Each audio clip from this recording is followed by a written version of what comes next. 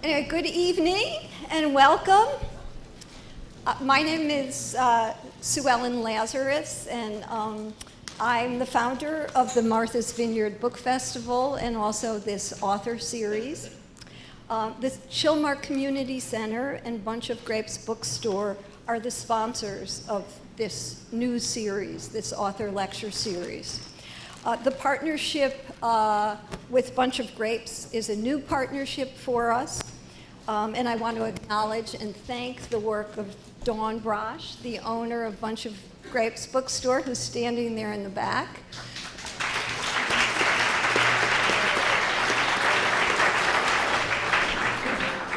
And she's been a terrific partner, and she was doing it all in the middle of moving stores. And how about that beautiful new store of hers? It's really terrific.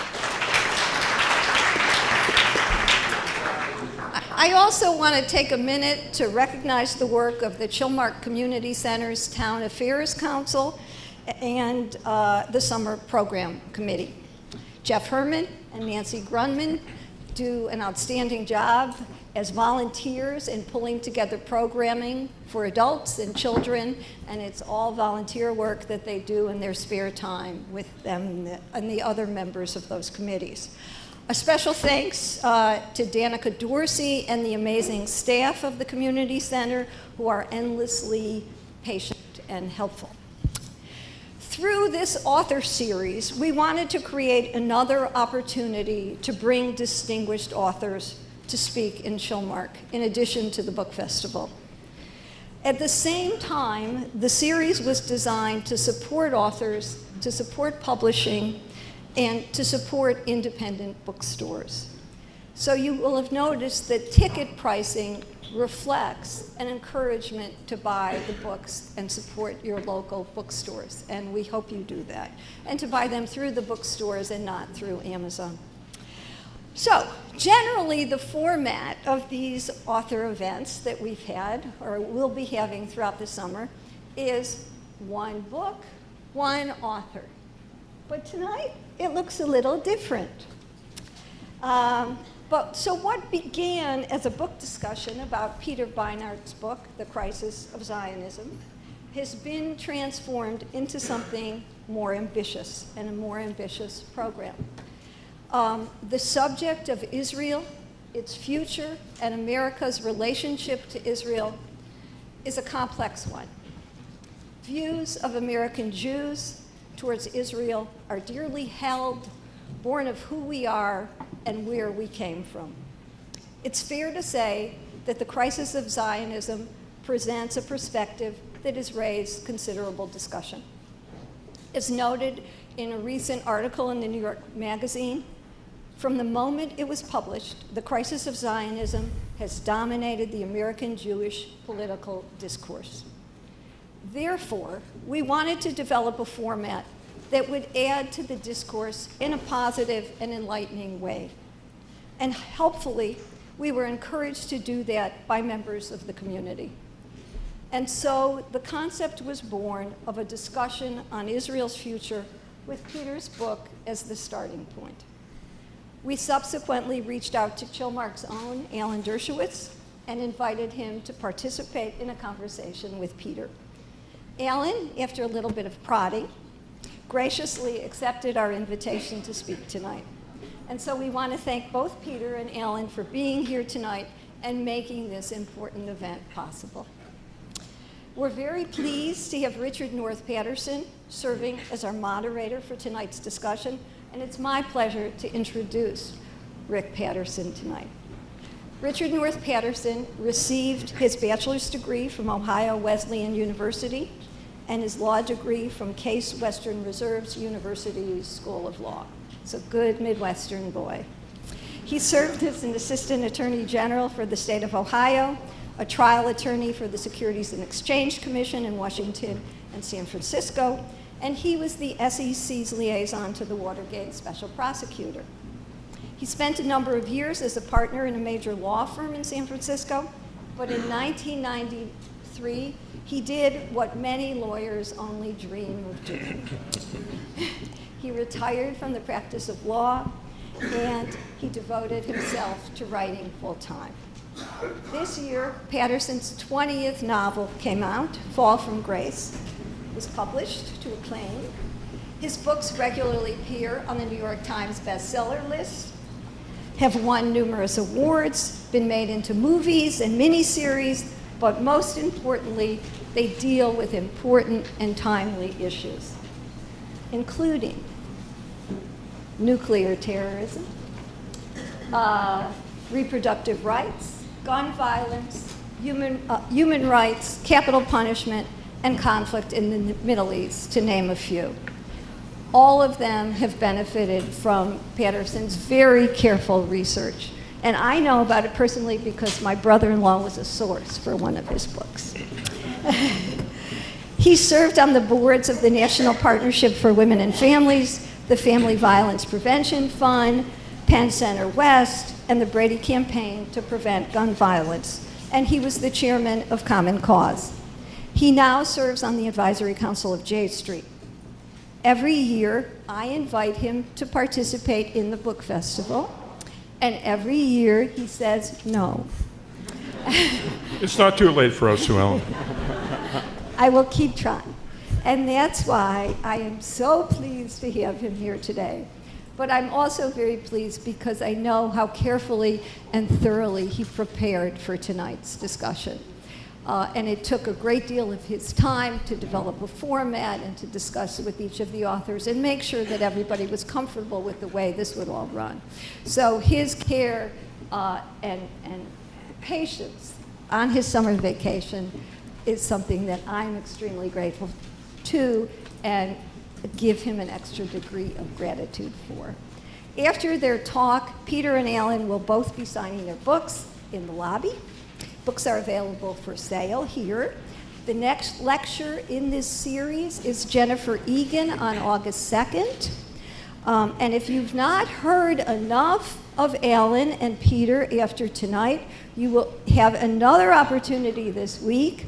Alan is speaking at the Chilmark Library on Thursday night, and Peter at the Hebrew Center on Friday night. And again, thank you so much for coming. Thank you for all your support in making this evening possible, and thank you, Peter and Alan and Rick, for doing this.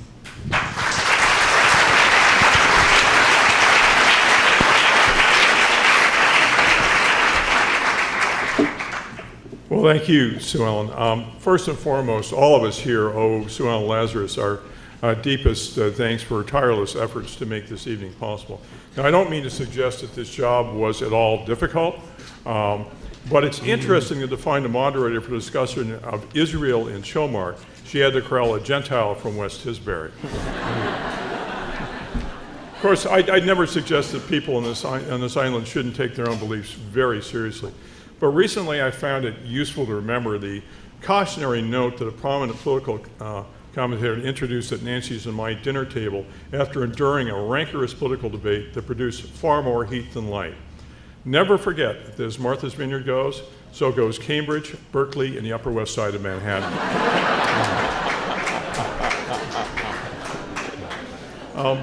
With that in mind, I should mention briefly the spirit of tonight's discussion. And needless to say, this is an election year, and these are very, very serious times with all sorts of problems. But the result all too often is a shrill political dialogue where instead of engaging opposing ideas, the protagonists vilify those who voice them. In this unfortunate climate, the debate over Israel's future can sometimes quickly devolve into ad hominem attacks and accusations of disloyalty. When a dialogue this important becomes too personal and too polarized, something precious is lost: the ability to reason, to listen, and to learn from each other. Robert Kennedy once put the problem pretty well. What is dangerous about extremists is not that they are extreme, but that they are intolerant. The evil is not what they say about their ideas, but what they say about their opponents. This evening promises to be different. We'll be discussing an issue of tremendous moral importance to all of us: the survival of Israel as a Jewish democracy. So we're lucky to have two men who, whatever their differences may be, are as passionately devoted to Israel's future as they are respectful of each other. Tonight is not about personal grievances or who said what about whom or who is the most devoted to Israel in its sacred ideals. Instead, we aim to have a dialogue worthy of its subject, a dialogue in America as open and thought-provoking as it is in Israel, one which leaves all of us better informed about the issues than when we came. Peter Beinart received his undergraduate degree from Yale, an advanced degree in international relations from Oxford. He became the New Republic's managing editor in 1995, a senior editor in 1997, and served as the magazine's editor from 1999 to 2006. From 2007 to 2009, Peter was a senior fellow at the Council on Foreign Relations. Currently, Peter is Associate Professor of Journalism and Political Science at the City University of New York, Senior Political Writer for the Daily Beast Newsweek, and a Senior Fellow at the New America Foundation. He is the editor of the Daily Beast blog Open Zion, established to facilitate an open conversation about Israel and its future. Peter's current book, The Crisis of Zionism, expands on his essay in the New York Review of Books, The Failure of the American Jewish Establishment. In the words of Bill Clinton, quote, Peter Beinart has written a deeply important book for anyone who cares about Israel, its security, its democracy, and its prospects for a just and lasting peace. Beinart explains the roots of the current political and religious debate within Israel, raises the tough questions which can't be avoided, and offers a new way forward to achieve Zionism's founding ideals, both in Israel and among the diaspora Jews in the United States and elsewhere. As Peter explains his purpose in writing The Crisis of Zionism, I will try to give my son and daughter a sense of the immensity of what they have been given, of the agony prior generations endured so the Jews could have a state. I will tell them that their duty is to ensure that, this time, Jewish sovereignty does not fail. I will tell them about their great-grandmother who spent her life fleeing sinking ships. And tell them today Israel, democratic Israel, is the ship that cannot sink, the birthright they must not squander, the dream that must not die.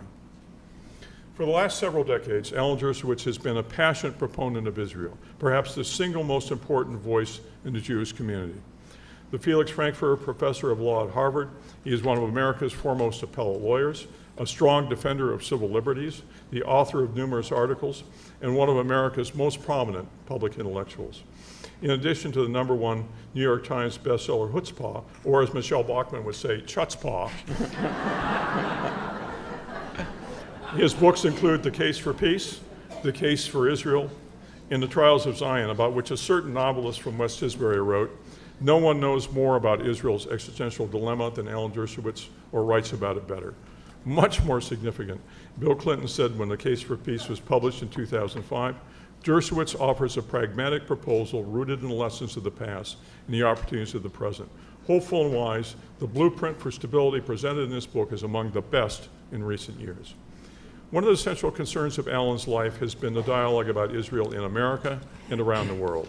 As Alan said in The Case for Israel, I make the case for Israel based on liberal and civil libertarian considerations, although I believe that conservatives should also support the Jewish state based on conservative values. I'm not asking for anyone to compromise their value. Rather, my request is that all people of goodwill should simply apply the same principles of morality and justice to the Jewish state of Israel as we do to other states and people. Now, together, Peter, Alan, Sue Ellen, and I have worked out a format designed to thoroughly explore the issues. First, Peter and Alan will have 15 minutes each to lay out the foundations for their views. Alan has a bad knee, so he'll be sitting throughout, but I'm sure otherwise standing tall. Then the next half hour will be devoted to a dialogue between them, designed to bring out areas of agreement and disagreement. After that, I'll take 15 minutes to ask questions designed to explore important contemporary issues surrounding Israel.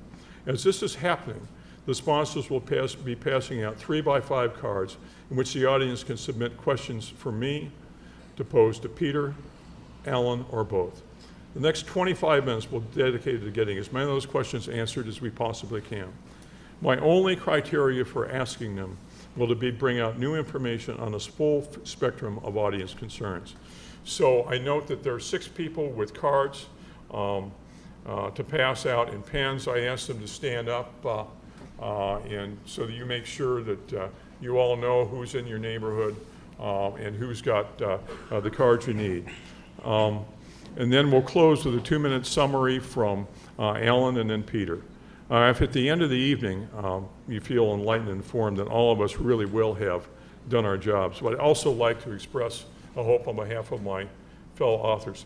Please, after all this, please buy their books. With that, And yours. well, mine isn't available. I'm bashful. So Peter, open with your 15 minutes, please. Well done. I know this is a controversial subject, the relationship between American Jews and Israel. After my book came out, a friend asked me, have there been any angry words, personal denunciations, ad hominem attacks? I said, you mean outside of my own family?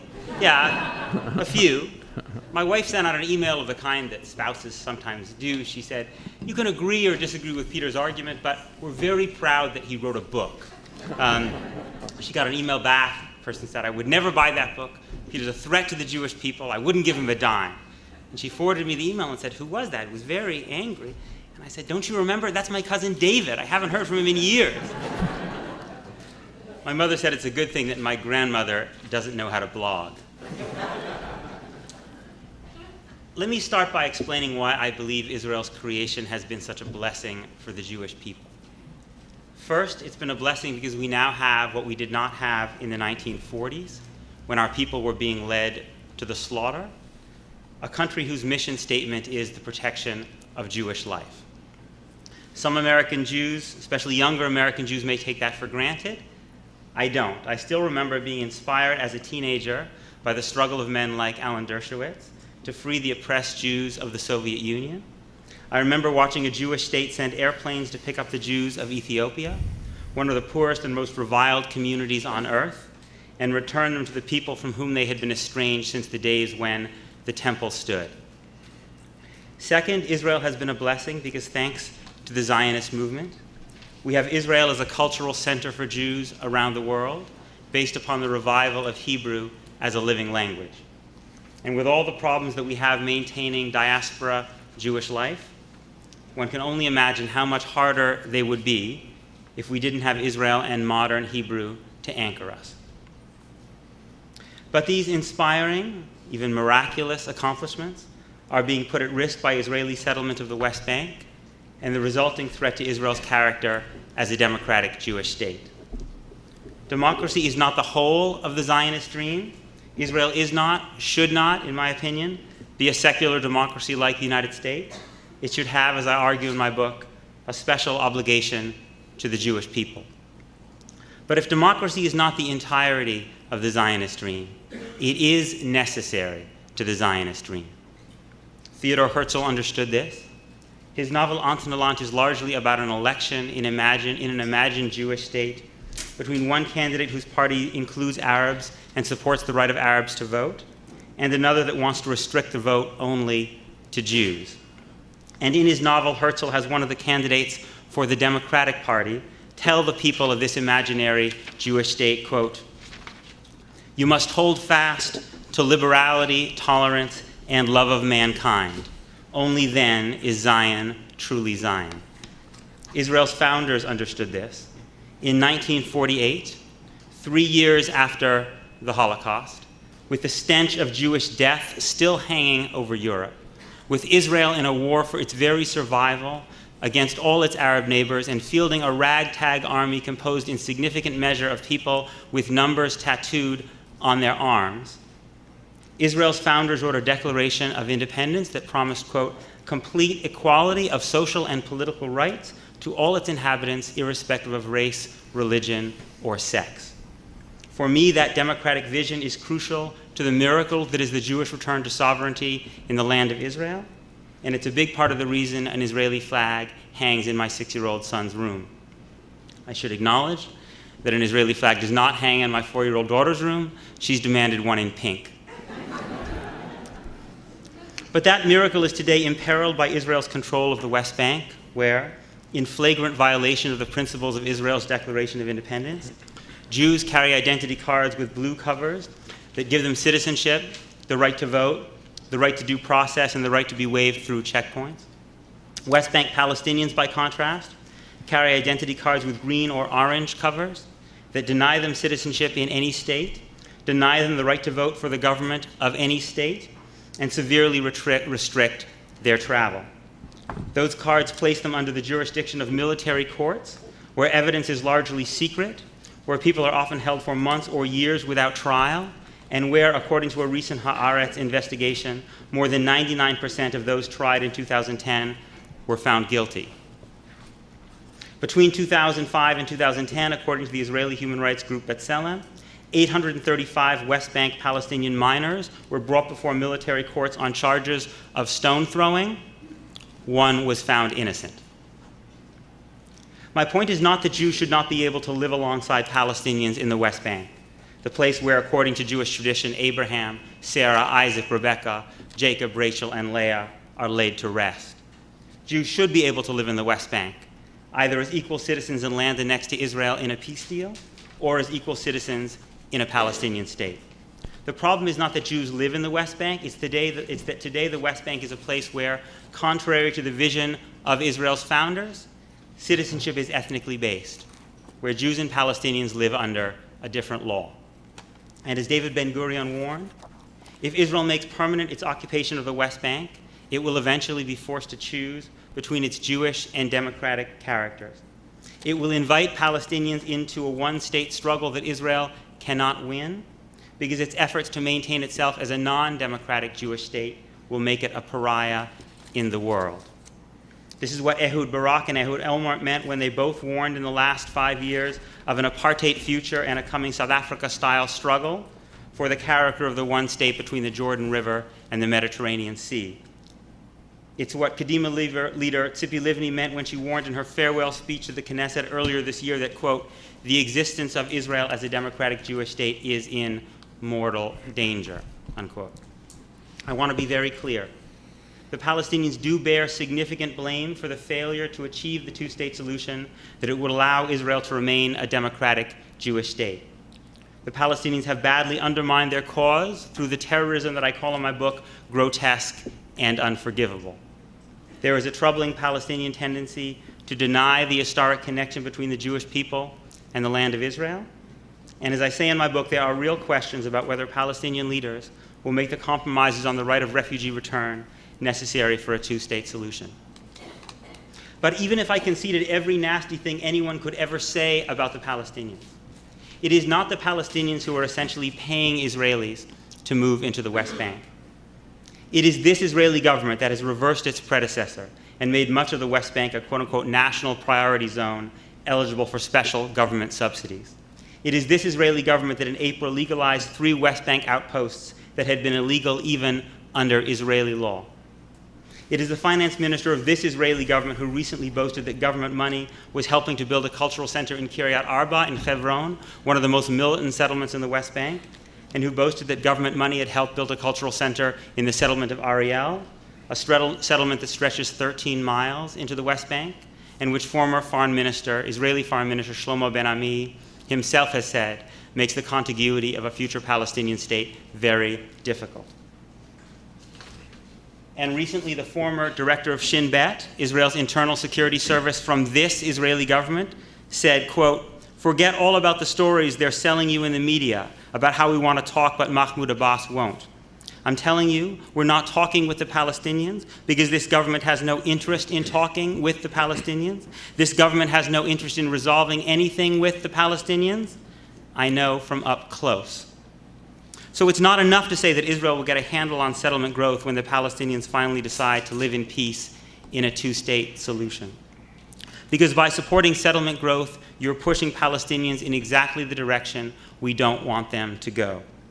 Every time Israel subsidizes more Israelis to move to the West Bank, we make those Palestinian leaders who will reluctantly, I underscore reluctantly, accept Israel's right to exist and who are cooperating against terrorism, as Israel's own defense officials say Mahmoud Abbas and Salam Fayyad are, we make them look like fools.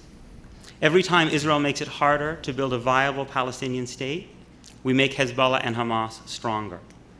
We don't know whether Palestinians will ultimately make the concessions on the right of refugee return necessary to allow a two-state solution to come to pass, but we can be darn sure they won't make those concessions if they won't even get a viable, contiguous Palestinian state in return.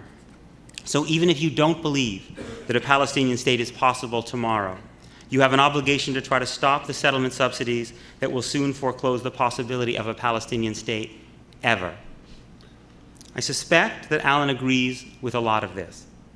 He said in a debate with J Street's Jeremy Ben-Ami last October that he was, quote, favorable to an American administration putting pressure on Israel on the settlements, unquote. The problem is that it is quite unlikely that an American president will do that anytime soon. I certainly don't think Mitt Romney will. Even Barack Obama has suggested that he will focus on other issues in a second term. So we who love Israel and love Israeli democracy must take matters into our own hands. I propose that we not buy products from the settlements and instead publicly purchase and affirm the products of democratic Israel, thus affirming Israel's right to exist as a democratic Jewish state. In so doing, I'm following the lead of three of Israel's greatest writers, David Grossman, Amos Oz, and Aleph Bet Yehoshua, who have all said they will not perform in the settlement of Ariel. I'm also following the lead of the president of Israel's Weizmann Institute of Science, who recently said he would boycott a newly created university in Ariel. These men are not delegitimizers of the state of Israel. To the contrary, they know that what legitimizes Israel is its democratic character.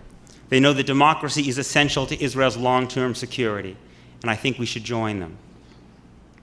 If Alan disagrees, that's fine. But since he agrees with me that the settlement enterprise menaces Israel's future, and since he agrees that pressure is needed, I'd be interested in his thoughts about how to bring that pressure, especially if an American president will not. I want to end by quoting one of Israel's foremost experts on the settlements, former Ariel Sharon advisor Talia Sasson, who said earlier this year, quote, "If you continue to build settlements in the West Bank, you are placing the destiny of Israel as the national homeland of the Jewish people in the hands of the Palestinian people," unquote. Because when you destroy the two-state solution, you give Israel's enemies the capacity to do politically what they have, thank God, been unable to do militarily: destroy Israel as a Jewish state. Zionism at its core is about giving Jews control over our own destiny. Settlement growth threatens the core of the Zionist dream because it takes that destiny out of Jewish hands.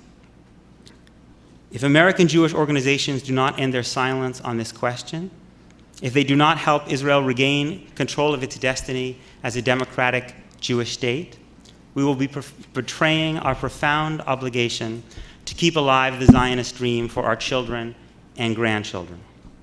And that's why I'm not so concerned about the difficult conversations I have these days with people like my cousin David. I'm more worried about the conversations I'll have one day with my children and grandchildren if we let the dream of a democratic Jewish state die. I don't want to have those conversations. I want Ezra and Naomi to one day put up the flag of a democratic Jewish state in their own children's rooms. That's why I wrote this book, and that's why I'm here tonight. Thank you.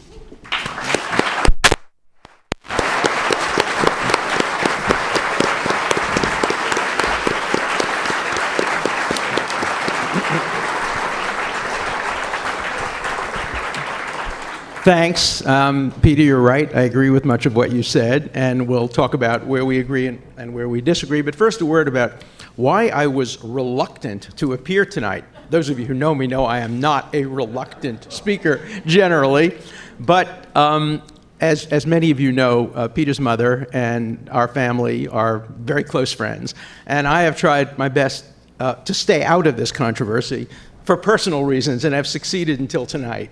But I was asked to participate in this debate, and having heard this very brilliant presentation, I'm really glad that I accepted the invitation. I want to join with Rick in urging you to buy Peter's book and to read it very critically. And I'm here tonight to help you read it critically. There's a lot of common ground between us. Let me just start by giving you a little bit of my own history on these issues. In 1967, as you probably all know, Israel tried very hard to keep Jordan out of the 1967 war. It sent emissaries to Jordan and said, if you don't attack us, A, we will not attack you. We will not even try to recover the Western Wall, the Kotel, the access road to Jerusalem, to the Hebrew University, the Jewish Quarter. But Jordan attacked Israel. 1,600 rockets went into civilian territories of West Jerusalem. They surrounded Jerusalem. Israel had no choice but to respond. It was a responsive war, not a preemptive war. The war with Egypt and with Syria was a preemptive war. But the war that resulted in the capture of the West Bank was a reactive war, and Israel captured the West Bank. Immediately, it offered to give it back. Immediately, as the head of the defense forces in those days, Moshe Dayan, said, I sat by the phone. We put an offer out, land for peace, and the response was a meeting at Khartoum between all the Arab countries and the Palestinian leadership, in which they issued their three famous no's: no negotiation, no peace, and no recognition. As Abi Ibn said, it was the first time in history that the winning side sued for peace and the losing side demanded unconditional surrender. It didn't work. I then had the privilege of helping Arthur Goldberg draft Security Council Resolution 242. I had been his law clerk, and he asked me to come down to the Waldorf Astoria and work with him on the language. And the Resolution 242, which basically was the peace treaty of the Six-Day War, required that Israel give back territories, not the territories or all the territories, but territories, in exchange for recognition, peace, and safe and secure boundaries. Israel has complied completely with 242, as it said it would from the very beginning. Any country that's made peace with Israel has gotten all of its territory back. And so one has to remember that history and think of it very carefully. There's a history even before that. In 1938, 1937, the Peel Commission offered the Palestinians a two-state solution. They rejected it. The Israelis, the pre-Israel government, accepted it. In 1948, the UN partitioned what was then mandatory Palestine into two states, a tiny, non-contiguous, little mini-state for Israel under the Peel Commission, and then a somewhat more continuous, relatively small state. Israel accepted it again. The Palestinians rejected it. Indeed, the Palestinian leader at the time, the Grand Mufti of Jerusalem, said there's no such thing as the Palestinian people. The last thing we want is a Palestinian state. We just don't want there to be a Jewish state. So there's a history here. And the history continues, obviously, to 2000, 2001, when the Clinton-Barack parameters were offered. Peter has a lot to say about that in his book. We disagree with some of the history, but in general, the Palestinians could have been celebrating today their 10th, 11th anniversary of statehood, but due to Yasser Arafat's untimely death, untimely in the sense if he had only died 4 or 5 years earlier, we would today have a Palestinian state because he was the one who stood in its way and rejected it. And as a result of the rejection of what was regarded by many Israelis as a generous, some as an overgenerous offer, political dynamics in Israel changed. The peace movement was seriously hurt, and the right wing stepped into power. So, I agree with Peter that Israel has moved rightward, but I completely disagree with his analysis of how it happened. He makes it seem almost as if suddenly aliens came from outer space and took over the bodies of the good Zionists, the Herzls and the Ben-Gurions and the Rabbi Stephen Wises, and turned them rightward for no apparent reason. And the reason why the right is winning today is because we have an occupation. It's a little bit backwards. The reason the right is winning today is multifold. First, the rejection by the Palestinians of the offers made in 2000, 2001, and then again by Ehud Olmert in 2007. And for another very important reason that is never mentioned in the book or never mentioned by Peter in his discussion. Peter, you and I are both at fault for why the movement has occurred from the left to the right in Israel. Why? Because you praised me for my role in the Soviet Jewry movement, and you say in your book you grew up in the Soviet Jewry movement. The result of the Soviet Jewry movement, the result of our work bringing 1 million Jews from the Soviet Union to Israel, has been to turn Israel to the right. It is not an accident. I will ask you during the question and answer period, Peter, if you had it to do over again, would you keep those Jews in the Soviet Union so that we could now continue to have a leftist, liberal democracy? You know, there is a price paid for when you bring immigrants into a country. Aliyah, immigration to Israel, is the heartblood of Zionism. And yet, virtually every Aliyah has turned Israel more and more to the right. So we have to ask ourselves not whether Israel has moved in this direction, but why. The reasons are good, the result is bad. Today's New York Times has one of the most foolish editorials that had, as among many that it has had on the Israel-Palestinian conflict, where it talks about Israel's democracy being in great danger. Israel's democracy is not in danger. The New York Times just doesn't like the result of Israel's democracy. It doesn't like the fact that conservatives have more influence today than liberals. I don't either. But that's not a function of Israel not being democratic enough.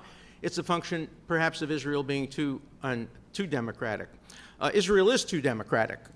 Its proportional representation system empowers the marginalized, makes them have too much influence. Now, Israel has acted undemocratically, at least at one point in its history, and I'm curious what Peter thinks of that. I was strongly against it. And that is when Israel required, the Supreme Court of Israel and the Election Commission of Israel wrote a terrible decision denying the racist right-wing party Kach, Meir Kahana's party, the right to run in elections. That was undemocratic. But we liberals, many of us liberals, liked that result because it helped our left, liberal, centrist causes. So I think Peter confuses often democracy, the structure of democracy, the way democracy works with the outcomes of democracy. He doesn't confuse it when it comes to Hamas. He's very clear because he says, look, Hamas had fair elections, we just don't like the results. But he doesn't apply that same analysis when it comes to Israel. So the reasons for the change are much more complicated, and the dynamics within Israel are much more complicated.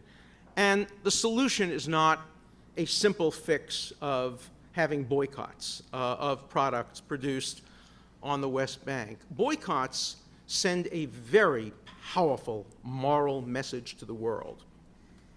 Peter acknowledges in his book that not only isn't Israel the worst human rights offender, he basically agrees with my analysis that no country faced with comparable threats has ever had a better record of human rights. And I would challenge Peter, if he's changed his mind, or Rick, or anybody in the audience during the question period, to name a country faced with comparable threats that has had a higher standard of human rights. It gets, in my view, about a C+, and that's with great inflation. But no country does any better, and most countries do far worse. Britain did far, far worse during the Second World War, the First World War, its occupation of Kenya, its fights with India. France did far, far worse. The United States is doing far worse in its policies in Afghanistan and Iraq and Guantanamo and a range of other issues in its history. But to boycott is to send a powerful message, and a message that's easily misunderstood. The argument that I read on the internet now all the time, Peter, I'm sure you read these, and I'm sure it's disturbing to you. You have become very, very popular with the real Israel haters. You don't support them and agree with them, but they love you.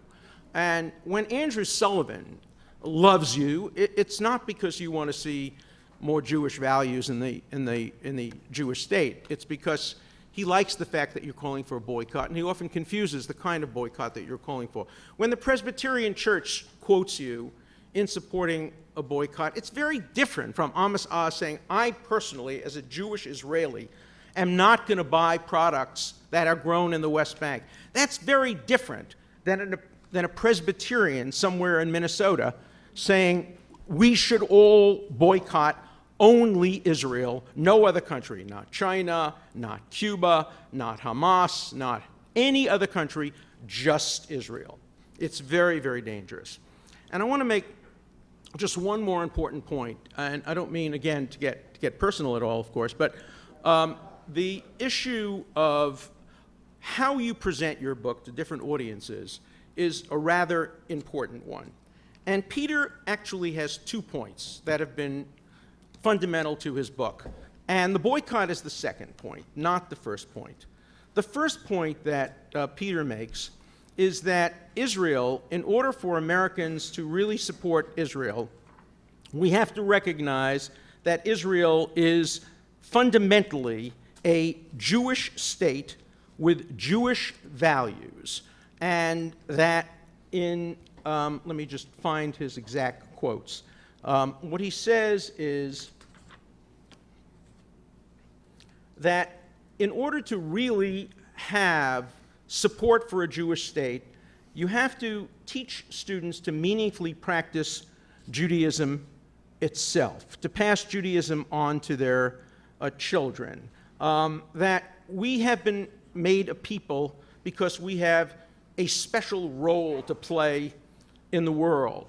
And then he makes an extraordinary controversial proposal, which didn't come up today, but I'm going to press him on it because it so violates my own liberal principles. He wants the government, your taxes, to support religious schools. He wants your taxes to support Jewish schools so that non-Orthodox Jews will become more immersed in Jewish religion, in Jewish prayer, and in Jewish values. And he wants the government to pay for that. He says it might well pass constitutional muster, and he wants us to, quote, switch sides. Jews have traditionally been opposed to the government paying for Jewish education and for any other education. Well, Peter, I'm not switching sides. I will continue to fight for the strictest separation between church and state. I do not want the state to in any way support Jewish religious training, Muslim religious training, evangelical Christian religious training, Catholic religious training, or any other kind of religious training. Peter has this notion that somehow, if the state supported Jewish training, it would produce Peter Beinarts and his wonderful, wonderful children, moderate, progressive, liberal Jews. That's not the way it works. And it's interesting because he mentions 4 or 5 countries where the state does support Jewish education, and it works. Australia, South Africa, Canada. But guess which country this book, which is about Israel, leaves out? Israel. Israel pays for religious education, and it has been an absolute disaster. The irony is that the heroes of Peter's book, the Herzls, the Ben-Gurions, have been secular Jews, not religious Jews. And I fear that his proposal for creating a cadre of young American Jews steeped in Judaism to support Israel will only move the country far, far more to the right. And so I'm opposed to both of his proposals for eliminating the separation of church and state when it comes to support for education and for boycotting products made in the West Bank. Thank you.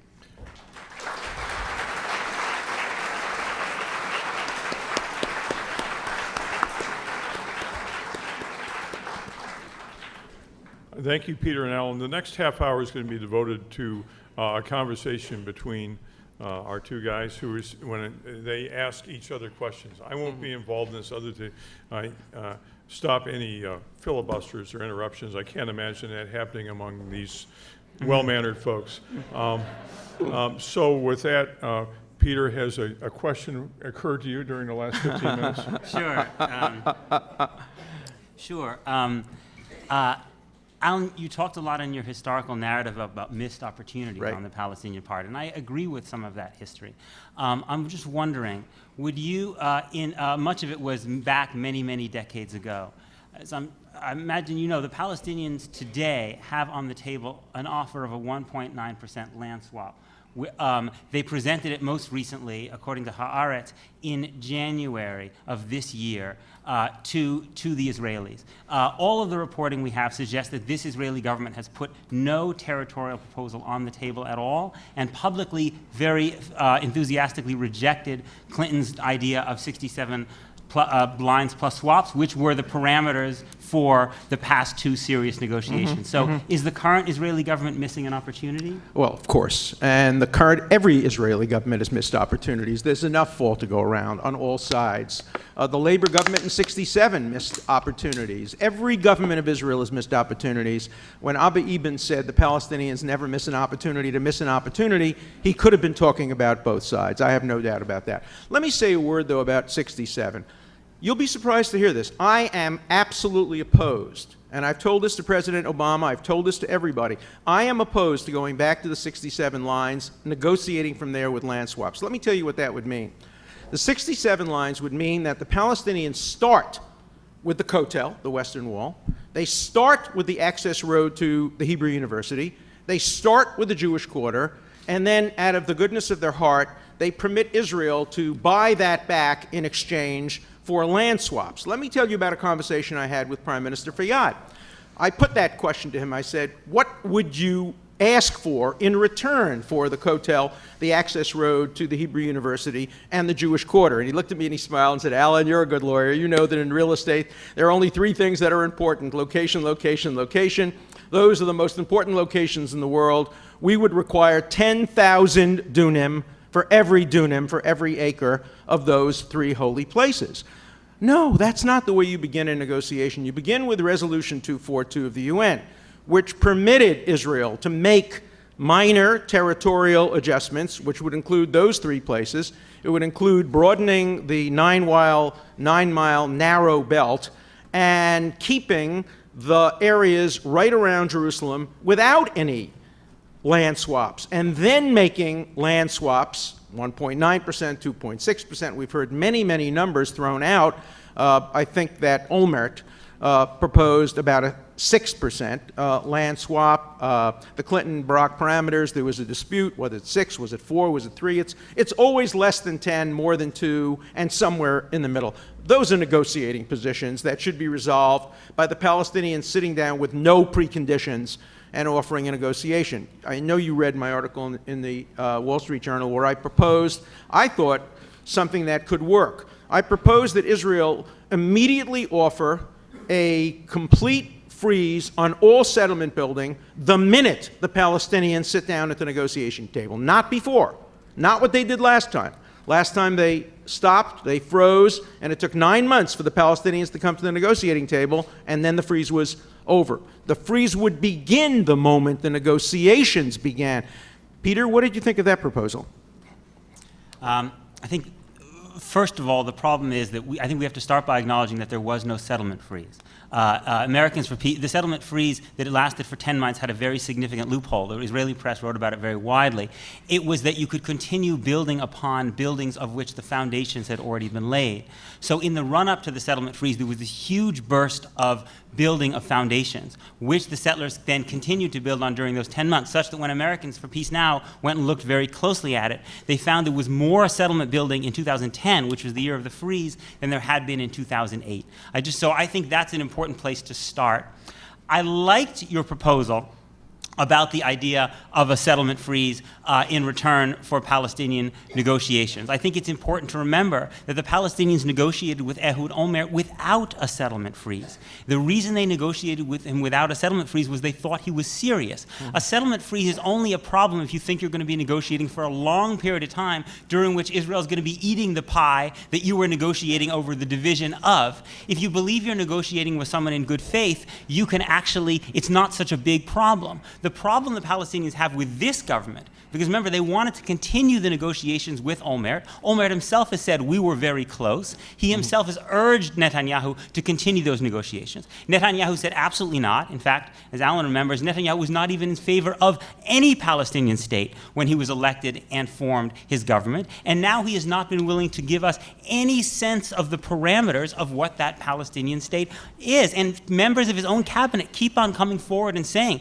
as Benny Begin did recently, as his vice prime minister, Moshe Ya'alon, did late last year, this government does not support a Palestinian state. So under those circumstances, and his particular reaction to Obama's 67 lines plus swaps, and what's important to remember is that Obama did not say equally agreed swaps.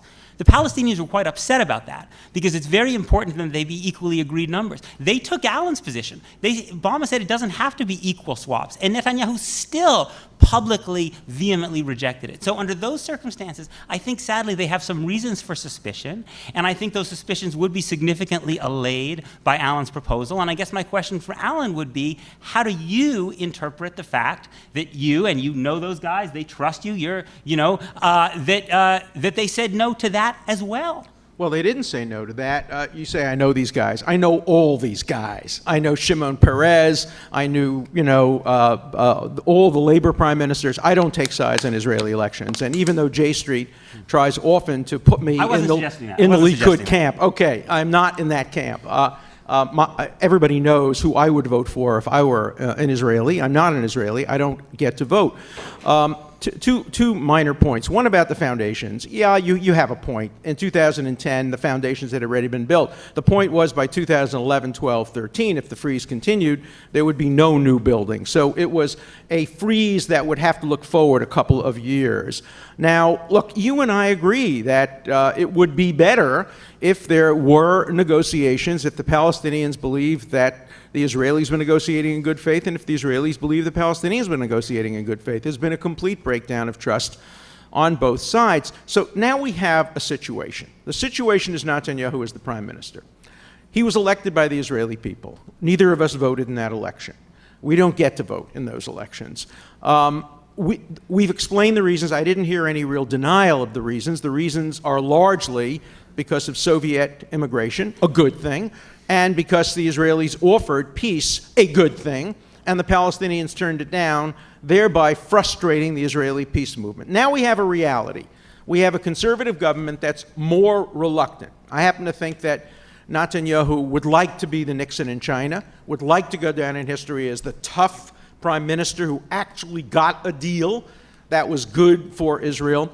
But let me ask you a question about why I think some of your writing has made it tougher for Israel to make the kind of deal they should make. You don't spend a lot of time on the Goldstone Report or on Gaza, but the time you do spend, you're very critical of Israel's response to what happened in Sderot and Gaza. You write not particularly sympathetically compared to the Palestinians, I think, of what happened. You talk about a few rockets, some rockets being sent. Carolyn and I were there. I asked President Obama to go there. He went there. He went to Sderot, and he said, I think I can quote him pretty accurately, if these rockets were hitting my children's homes, I would do everything possible to stop that, and I know the Israeli government will do the same thing. By making it hard for Israel to fight back against rocket attacks in the Gaza, by condemning Israel for its actions, by not you, but J Street and others, condoning the absolutely false conclusions of the Goldstone Report, and I don't know what your own assessment of the Goldstone Report is, it's much harder for Israel to leave the West Bank. Because what Israelis are saying about the West Bank is, look, we left the Gaza unilaterally. Not only did we get no credit for it, Peter still calls it basically an occupation, even though there's not a single Israeli troop or settler in the Gaza. We've left the Gaza, and by the way, your chronology is a little off on that. The boycott, the surrounding of the Gaza, the prevention of rockets, guns from coming in, was not as the result of the Hamas victory, as it was a result of rockets that came in. That was at least the explanation for why that quarantine existed. But by making it harder for Israel to defend itself, it's hard to answer the following question. And the question I'm sure Israelis would ask you, and I'll ask you, what if Israel does everything you want? It ends the occupation, it allows a Palestinian state to be built in the West Bank, and then suddenly Ben Gurion Airport is attacked by rockets from the West Bank. What is it you would expect Israel to do if that were to happen? And would you support tough Israeli military action, which you know would inevitably result in deaths of civilians because, as you well know, Palestinian terrorists and rocket firers fire deliberately from within civilian populations? So how would you deal with that hopeful hypothetical in which both of our goals were satisfied, Palestinian state, end of the occupation, and then Hamas takes over and allows those territories to be used to attack Israel? You're then the prime minister of Israel. What do you do, Peter? Okay, gosh, there's so much in there. So let me try to get through some of it. And first, I just want to respond to a couple things you said at the beginning of what you said. The first is an important point.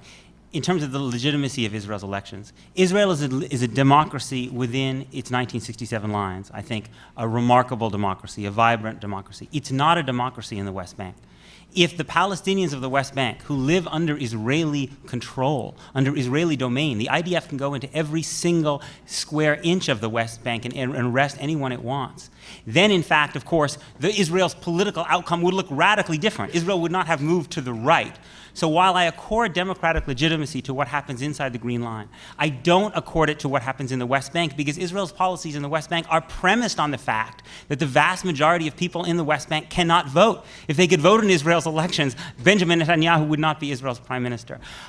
Alan is absolutely right that a very powerful narrative has emerged amongst Israeli Jews that basically Israel offered the Palestinians the moon in 2000 and then in 2001, and they got a second intifada. There's a completely different narrative on the Palestinian side. That's a subjective question. The objective question is, what is the historical reality? And in fact, the historical reality, according to most of the American negotiators, and even many of the Israeli negotiators, is different than the one that Alan portrays. Shlomo Ben-Ami, who was Barak's foreign minister, himself has said that were he a Palestinian, he would have rejected Barak's offer in Camp David in summer of 2000, because it was going to take 9% of the West Bank for Israel, give 1% back, and keep Israeli control over the Jordan Valley, or at least significant portions of it, for 12 to 15 years. That's why Ben-Ami, the Israeli, said he would have rejected it. The Clinton offer, the Clinton parameters, which was the Clinton parameters in December 2000, were agreed by both sides, and then both sides wrote in reservations that basically gutted much of their acceptance. And many of the Israelis themselves have said that. You could talk to people like Menachem Klein or Gilad Sher. The Israelis accepted it and then basically said, but we actually want 8%, even though the Clinton parameters were 4 to 6%. So I think it's important to distinguish the subjective reality as experienced by Israelis, not to mention the one by Palestinians, which is completely different, with what we know of the historical record. On the question of Gaza and what it portends and what I would do, it is important to stop for a second and pause about the fact that Gaza is considered to be occupied by the United States government. Why? First of all, because Israel, as Alan alluded to, has, regardless of when it was created, a security perimeter inside the Gaza Strip. So on 30% of the arable land inside the Gaza Strip, if you go into that territory, you're likely to be shot by the IDF. Secondly, the U.S. considers Gaza to be occupied because we control access to Gaza by air, land, and sea. The only other access is through the Rafah point into Egypt. If we had a naval blockade of Canada and had an air blockade of Canada, we would be considered to be in occupation of Gaza. I say almost nothing about the Goldstone report in my book. I think I would agree with Alan. I don't think Goldstone was right to say that Israel targeted civilians. I think that Israel does do, the IDF does the best that it can under very difficult circumstances vis-a-vis Gaza and in general. My question is, were the circumstances that Israel got to by Cast-led, by the end of 2009, necessary, or could wiser policies have taken Israel in a different direction? Israel's decision in 2007 to impose a blockade on Gaza, it seems to me, was a very self-defeating response to Hamas's victory. I didn't want Hamas to win that victory. Interestingly, the polling shows from Khalil Shikaki, who's Palestinian, the most preeminent Palestinian pollster, that the two biggest reasons given by Hamas voters were Fatah's corruption and its lack of law and order, and that most Hamas voters actually supported negotiations towards a two-state solution. But the question was, when this odious group has been elected, how are you going to respond? Israel imposes a blockade on both the export and import of goods into Gaza. Thank God the restrictions on the import of goods into Gaza have been lifted a little bit. But since 2007, I think this is very important, since 2007, Gaza has not been allowed to export any goods to Israel or the West Bank. Since 2007, that was virtually their entire market. There are not a lot of goods from Gaza that show up here. Their entire market was shut down to them, which has been part of the reason there's been such a huge increase in people on food aid in Gaza. And you know who has that helped? It's helped Hamas.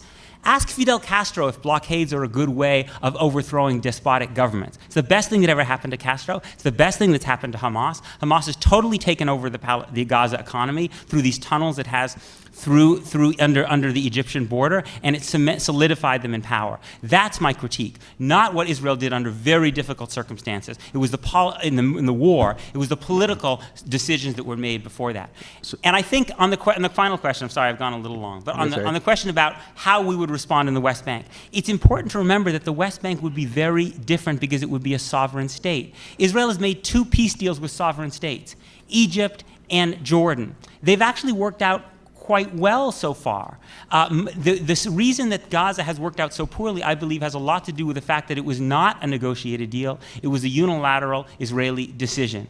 Were Israel to suffer rocket fire from the West Bank, I think the first thing to do would be to get on the phone with the Palestinian Prime Minister and demand that it stop immediately. Interestingly, the Palestinians, by Israel's own account, are actually doing an extremely good job of cracking down on their own terrorists even today, even when they don't have the political legitimacy that comes from a state. If the Palestinians did not do that, I think Israel would be within its rights to respond militarily, as I think any country would. And I actually think that it would have much more legitimacy in doing so, given the fact that it had allowed the creation of a Palestinian state, and I would be one of the people saying it had the right to do that. Well, it's interesting that you think that if there were a state, Israel would have more legitimacy in attacking it than if it were just a terrorist group. I'm not sure the world would respond in that way, but I really want to take you up on one point. I mean, I was fascinated to hear you say, ask Fidel Castro whether a blockade is a good way of changing a government's policy. And I'm sure Castro would say no, but Castro would then ask you, then why do you think that a boycott is a good way of changing a government's policy? If you boycott goods in the West Bank, what's going to happen is people are going to get their backs up against the wall. There will be much more support for the settlements. Many Israelis will go out of their way to buy more goods. Many American Jews will go out of their way to buy more goods for the West Bank settlement. What makes you think that, other than the symbolism of a boycott of goods, and I remember you were teased a little bit on the Jon Stewart show, because your boycott is very selective. I mean, it applies to Ariel, but it doesn't apply to East Jerusalem, because the people of East Jerusalem get to be citizens if they want to, though none of them have claimed citizenship. And the people of Ma'ale Adumim, even though they're really part of the greater Jerusalem municipality, and everybody knows that Ma'ale Adumim is going to remain part of Israel. Nobody thinks the Palestinians are going to get these enormous apartment complexes overlooking Jerusalem. Of course that'll remain part of Israel, but nonetheless you would extend the boycott to Ma'ale Adumim. It's going to be absolutely self-defeating, and it won't work, and it will backfire. No? No, in my opinion. It was Stephen Colbert, actually. I couldn't get on Jon Stewart's show, sadly.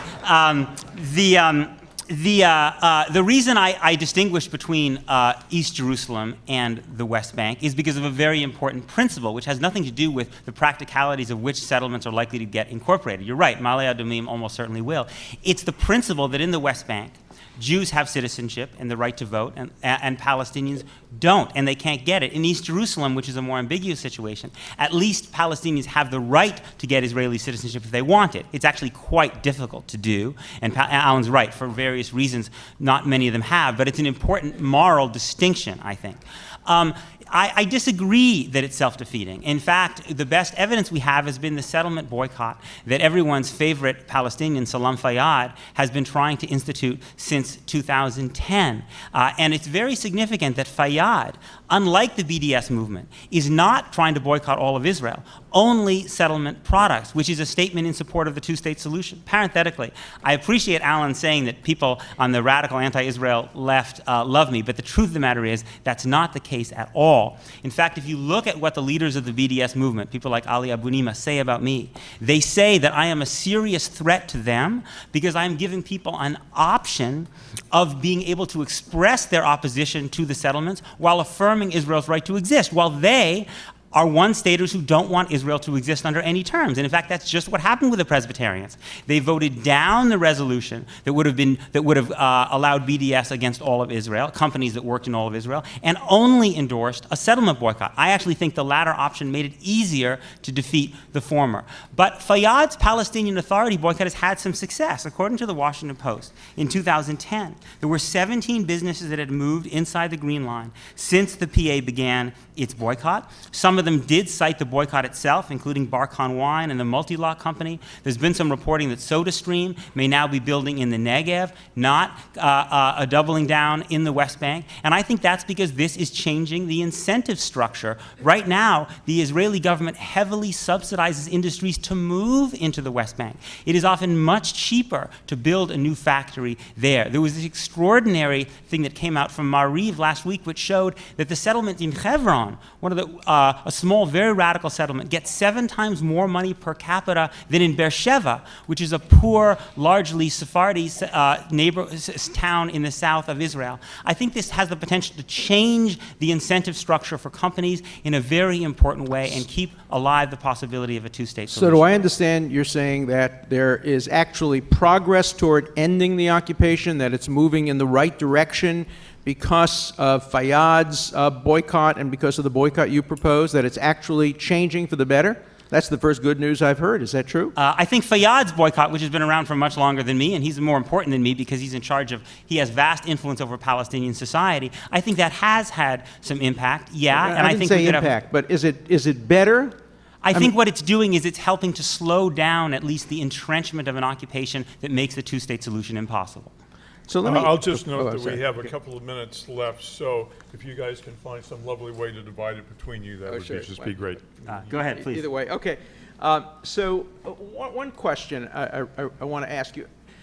You say in your book that a boycott doesn't suggest that Israel is the worst, but I speak on college campuses all over the world. I speak probably on as many as you do, and I hear always that Israel is the worst and that's why they have to be boycotted. And the world doesn't know that there are so many other occupations that the UN, the BDS movement doesn't care about at all. I'll just mention just a half a dozen of them. How many in this room know that after the Second World War, the Soviet Union simply took over the city-town of the city-state of Königsberg and simply kicked out every single German resident, ethnic cleansing, and moved in all Soviet residents, and that occupation has remained unchallenged since 1945. Cyprus, as you know what happened there, 37% of Cyprus was occupied and taken over by the Turks, and it's not even called an occupation. Western Sahara, the Kuril Islands in 1945, the Japanese took over. Tibet. And yet when you mention the word occupation on college campuses today with the big O, the only one that's ever thought of is Israel. And I'm not here to justify the occupation. I'm against it. I'm against civilian settlements. In 1973, I submitted my first petition against Ilan Moreh, which resulted in my rabbi in the synagogue in front of my mother on Rosh Hashanah calling me a traitor to the Jewish people. So I get it from the right and the left equally as well. Isn't there a problem of perception with this occupation occupying? I mean, the only good thing that's ever been said about an occupation from the left was when Occupy Wall Street took place. But how do we make it clear to the world, as you and I know, that although I wouldn't use the word benign occupation, remember that the life expectancy during the occupation on the West Bank went up tremendously. Palestinians on the West Bank have more rights with no rights compared to Israelis. I agree with your assessment. More rights than Arabs in almost any other part of the world. Better health care, better education, more universities were built on the West Bank during the occupation. I'm not here to justify an occupation. Occupations are terrible. Civilian settlements are wrong. But the idea of somehow singling out Israel's occupation for the kind of opprobrium that comes with a boycott sounds to me like it sends a very misleading message. Now, if everybody were you, there'd be no problem because you understand these differences. But I think you're contributing unintentionally to delegitimating Israel, though your intention is to legitimate democratic Israel while delegitimating what you call undemocratic Israel. Peter, how do you plan to undo that? Can you defend yourself in a minute? Gosh, I'll do my best. Maybe I have two. Look, I think I want to say something about this question of proportionality. First of all, it's true. Israel gets a lot of unfair, excessive criticism. But I think one have to step back a little bit and look at Israel's position. Let's look at the relationship of Israel to its Middle Eastern neighbors. Here are the countries near Israel that have recently been overthrown by the United States military: Libya, Iraq, and Afghanistan. Here are the countries in the Middle East near Israel that we are considering military action against: Iran and Syria. Here are the countries near Israel that we regularly bomb with drones: Yemen, Pakistan, Somalia, and under Bill Clinton, Sudan. Israel, on the other hand, we give $3 billion in aid, we guarantee its military advantage, and we veto any criticism at the United Nations. Which one would you choose? It's true that Israel gets unfair criticism from a group of left-wing academics and religious leaders. But I think when one thinks about proportionality, one has to keep this in mind. The other question about proportionality is, I just don't think anyone really operates like a computer, thinking through which are the 15 worst human rights violators in the world. I do. Okay, but if you do, Alan, then explain to me your role in the Soviet Jewry movement. For all of the terrible things that the Soviets were doing to Jews, did you go through your mind and say, you know what, I think this is the worst human rights abuse going on in the world, and I'm going to devote, you were doing other stuff as well, I know, but didn't you spend more time on that because first you knew it was wrong? Secondly, you thought you could have an impact. And third, it touched your soul. Of course. It touched who you were. So that's what I'm doing on this question, because I care a lot more about whether Israel survives as a democracy, frankly, than whether Egypt does. And a lot of the other people, not everyone, and other people have their own personal reasons for doing this. The reason a lot of Palestinians are so heavily involved in this question is they're Palestinians. The reason a lot of religious people disproportionately care is because this is the birthplace of the three great monotheistic religions. But so they have a much deeper religious and cultural connection to it than they do to Western Sahara. Why do the Brits and the French and the Presbyterians, why do they focus so exclusively on it? Let me ask you this question. Okay, if Israel were not the Jewish state, were not the nation state of the Jewish people, would they get this kind of focus? Yes, the answer is yes, because they also give disproportionate focus to who? To America's misdeeds, right? They talk a lot more about what America did in Iraq and Afghanistan than they do with what happened in North Korea. They talk a lot more about what the World Bank does, and they disproportionately focused on South Africa too. Now, South Africa, I want to be very clear. I don't think Israel is the equivalent of South Africa, but Israel was not South Africa was not the worst human rights abuser on the African continent in the 1980s. There were several who were significantly worse. So why do people focus so disproportionately on apartheid? You know why? It's because for them, apartheid looked imperial, it looked colonial. It looked like a replay of white people oppressing non-white people. I think that's a very simplistic vision to have of the Israeli-Palestinian conflict, especially since almost half of Israeli Jews themselves come from the Arab world. But it is not anti-Semitism. It is a particular cultural perspective that also explains why they're more upset about what the US does, what the World Bank does, and what South Africa did. I think there are big problems with it, but it's not the same as anti-Semitism. You want to show anti-Semitism, you have to show a pattern of hostility to the Jewish people, which extends into other areas as well. Well, I think, on that note, I think we could go on for a long, long time.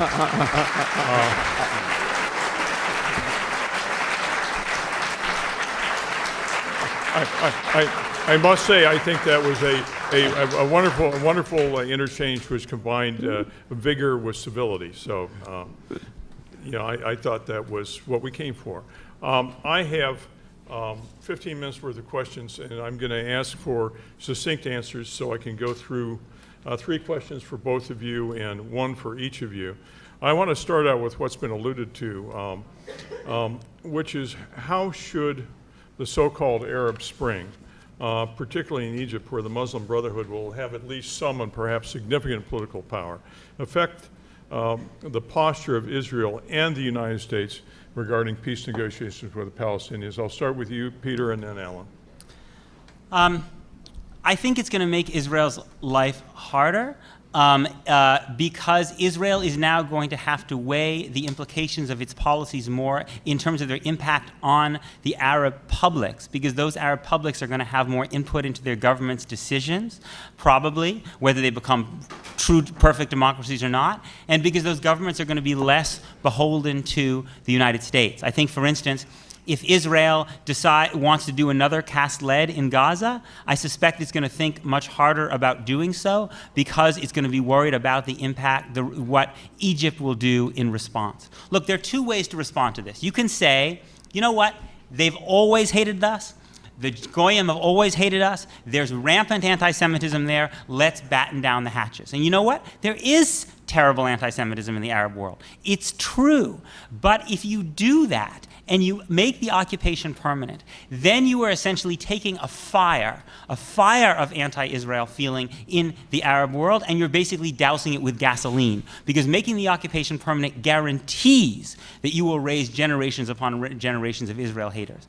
The better answer, it seems to me, is to take seriously the idea of moving towards a Palestinian state, starting with getting a handle on this settlement growth, and then empowering those people in the Arab world who are willing to live at peace with Israel, not because they like the fact that Israel was created. Of course they wish Israel had never been created, but because they know practically they would rather not lose their children and grandchildren in a 100-year war with Israel, and they know the Jews are here to stay.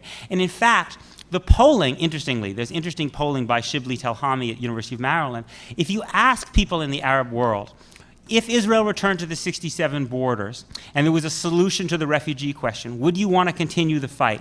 According to Telhami's polling, only 14% of people in the 6 Arab countries he polled said they would want to continue the struggle against Israel's existence if it did that. So I actually think there's a reasonable chance that you could marginalize some of the very frightening extremists that we're seeing now and ultimately have the possibility of a secure peace. Well, I certainly agree that Israel has to start dealing with the Arab people and the Muslim people as distinguished from the Arab and Muslim dictators who for years were the negotiating partners of Israel. Israel can no longer have the luxury of simply calling Mubarak or calling King Abdullah or calling some other leader.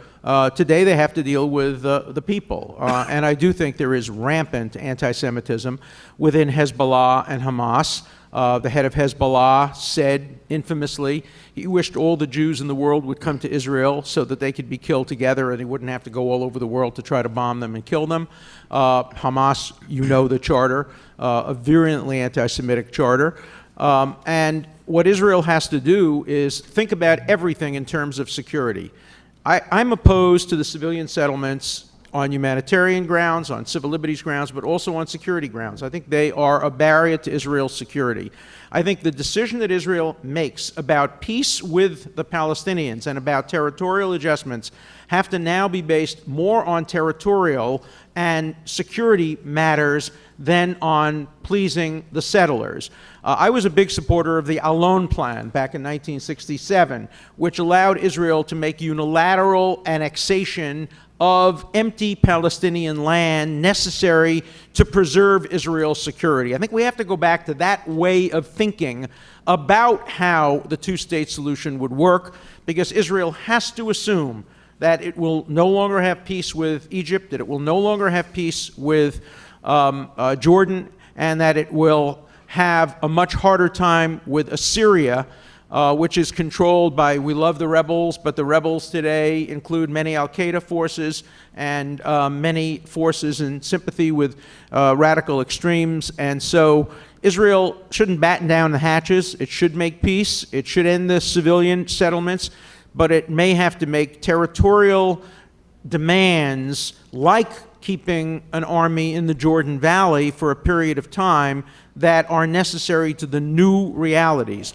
It also has to take into account the threat from Iran. I was very surprised to look Iran up in the index. I read the whole book, but I looked up in the index, and Iran is mentioned once in passing on page 62, and really only in passing. When I was in Israel recently, it sounds like name dropping, and it is, but Carolyn was with me, and the phone rang, and it was a call from President Obama. He heard I was in Israel, and he wanted to talk to me, and he said, what are the 3 things that the Israelis are thinking about mostly? And I said, I'll give you them in the order they're thinking about them: Iran, Iran, and Iran. And if you want number 4 and number 5, it's Iran and Iran.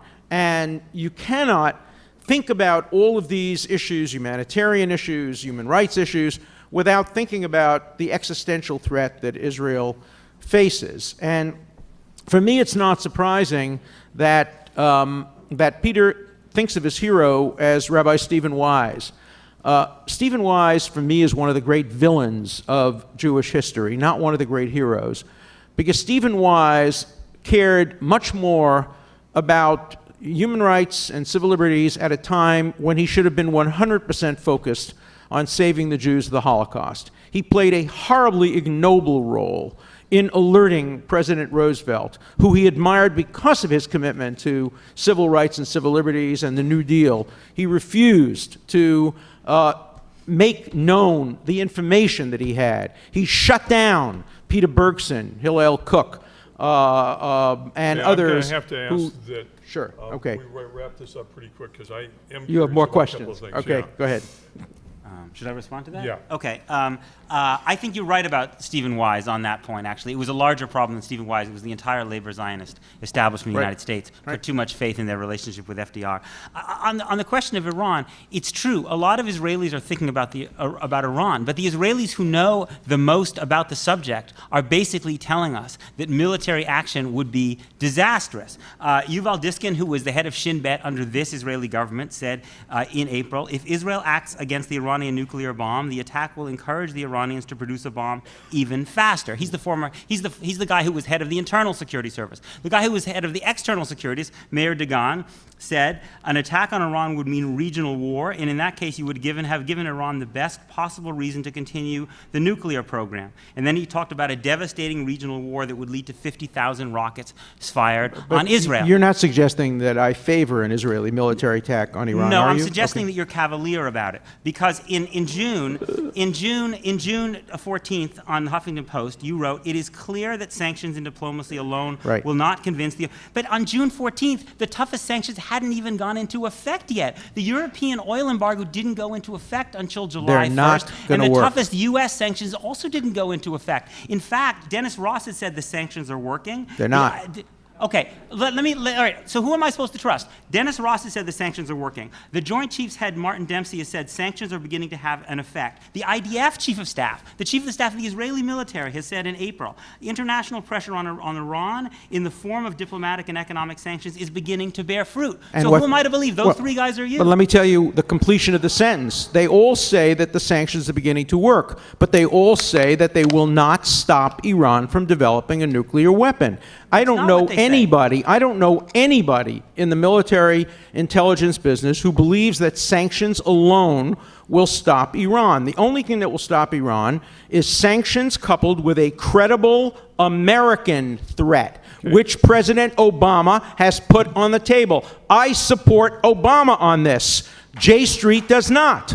J Street undercuts Obama and wants to take the military option of the United States off the table. If you don't believe it, read their own policy statement. There's an article outside in the back by me about why J Street undercuts American policy. You may hear a difference here. Read the article. Read J Street's own words. Read their misquotations. I want to be clear. I don't want to take the threat of military action off the table, but I also don't want to give up on non-military efforts. I agree.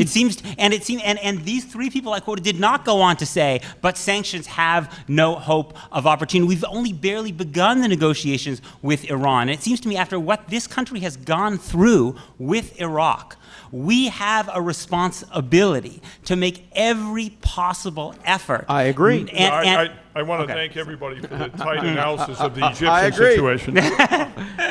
We took a quick tour of the Middle East, so I'm hoping to come up with another question which perhaps focuses a lot of what we're talking about here, which is that polling data suggests a substantial gap between older and younger generations of Jewish Americans regarding how they perceive Israel and its policies.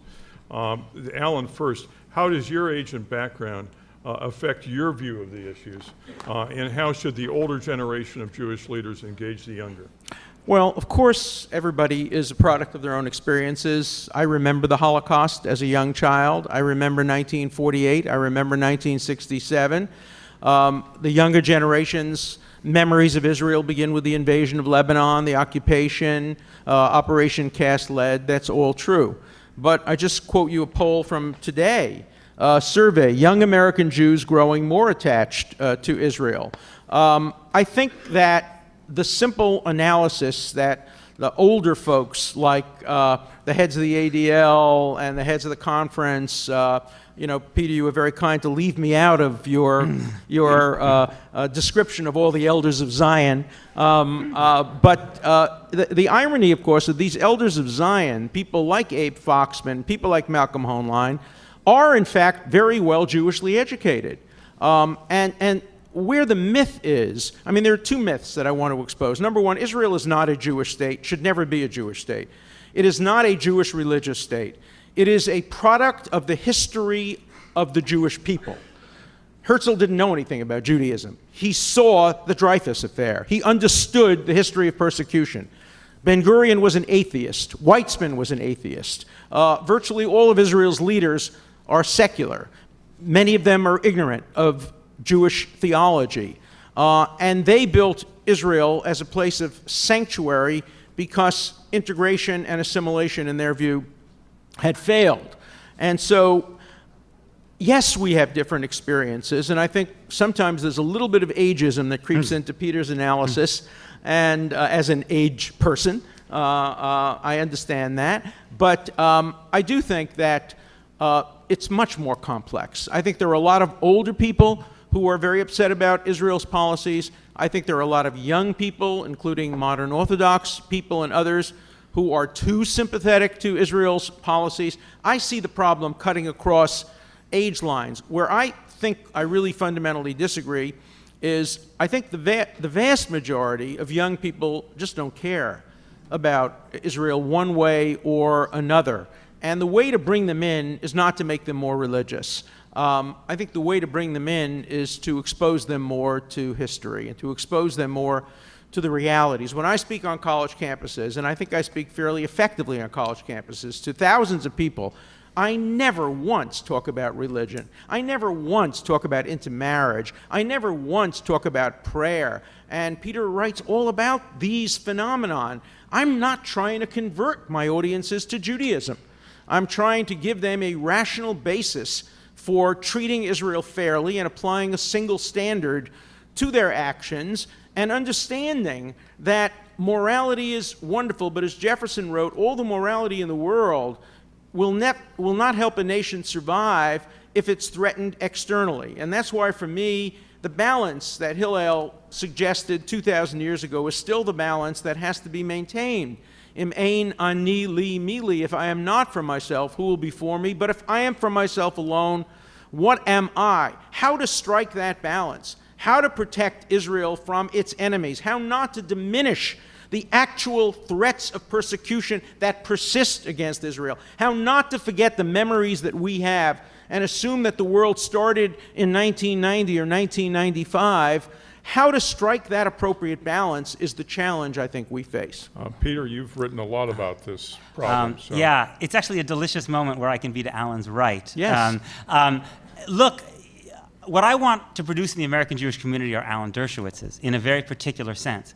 Alan, and he was right, he said it also about Malcolm Hoenlein and Abe Foxman, your parents gave you a Jewish education. They gave you a serious Jewish education. So you were able to make the decision, an informed decision. To reject it. To reject it. That is terrific. That is a great Jewish tradition.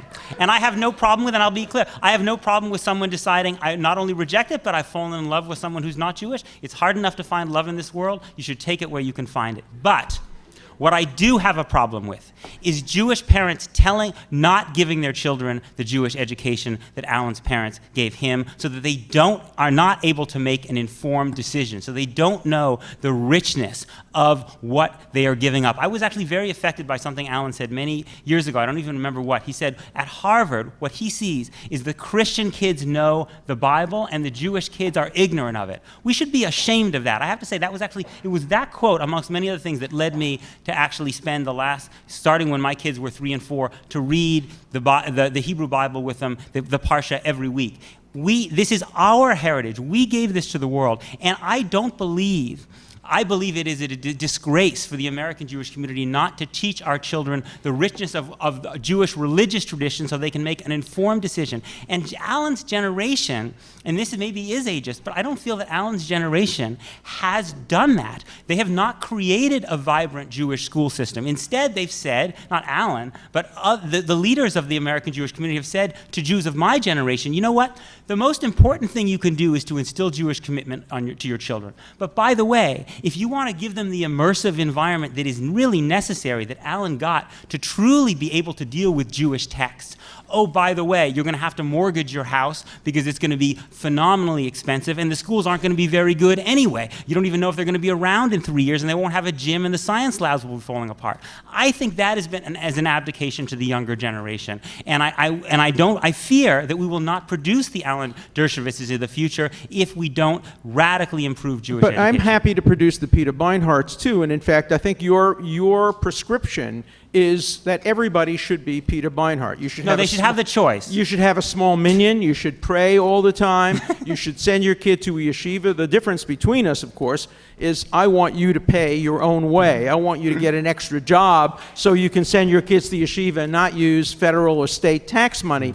Peter, in light of the fact that we have thrived so well in a secular community where we are equal because the First Amendment separates church from state, don't you feel at least a little uncomfortable about asking the government to pay for Islamic fundamentalist religious teaching, Jewish ultra-Orthodox religious teaching, evangelical Christian religious teaching? Aren't you worried? We're not thriving. We're losing our future Jewish community. We're raising the richest and most ignorant Jewish population in the history of the world, and then we're surprised that these kids who know nothing of Judaism don't feel a commitment to it when they get to be adults. And you think money from the state? Thriving. You think money from the state will solve that problem? Well, if you look, my comparison is the other diaspora Jewish communities, like Australia, like Britain, like parts of Canada, where the Jews have religious freedom, but in fact they are doing a much better job of raising religiously literate Jewish kids who can make the same informed decision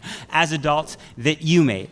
And part of the reason for that is because the people of South Africa and the people of Australia want their children not to meet non-Jews. They want them to go to exclusively Jewish schools so that they will meet and marry people of their own faith. Here's what I want. And we in America have made a decision that we're going to expose our children to the best secular education in the world, and they will have to make their own choices about their religious future. That's a big... Raising ignorant children is not giving them a choice. Here's the multiculturalism that I want.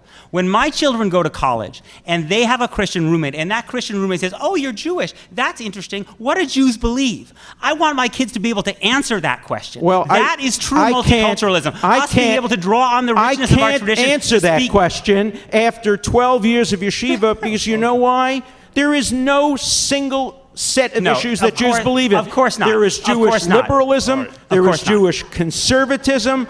You can find in Jewish sources the Rorschach test for anything. Let there be light, and there was light. I have a last question. I had a couple of more. I had a delicious Mitt Romney question, which I'm going to have to let go. This is a question which involves geopolitics, both the American national security interests and the Israeli long-term national security interests.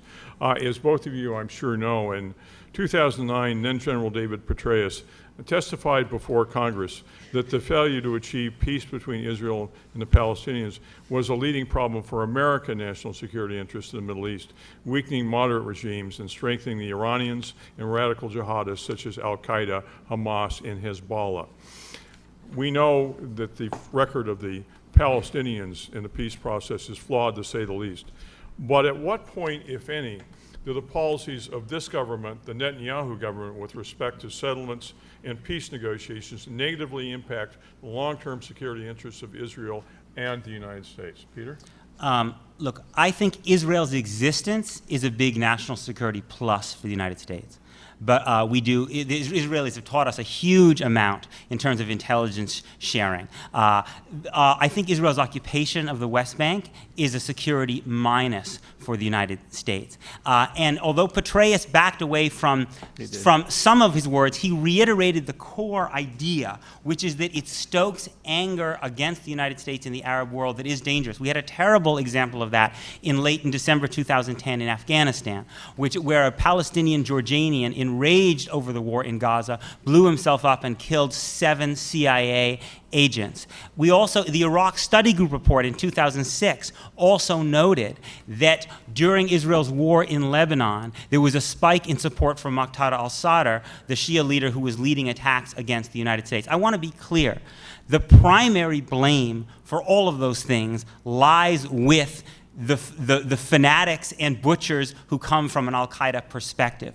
But we should not make it easier for them by doing things that are not in Israel's national security interests, like subsidizing settlements, which Alan himself has said actually detracts from Israeli security. I'm not saying that Israel should not have done the wars in Lebanon or Gaza because of its impact on the United States. Those are national security decisions. But I do think that Israel, as another reason it should not be subsidizing civilian settlement, beyond the fact that it threatens Israel's existence as a democratic Jewish state, I also think it's bad for American national security. Alan, how would you respond to the distinction, if any, between the support of Israel by the United States and the policies of the Netanyahu government in this framework?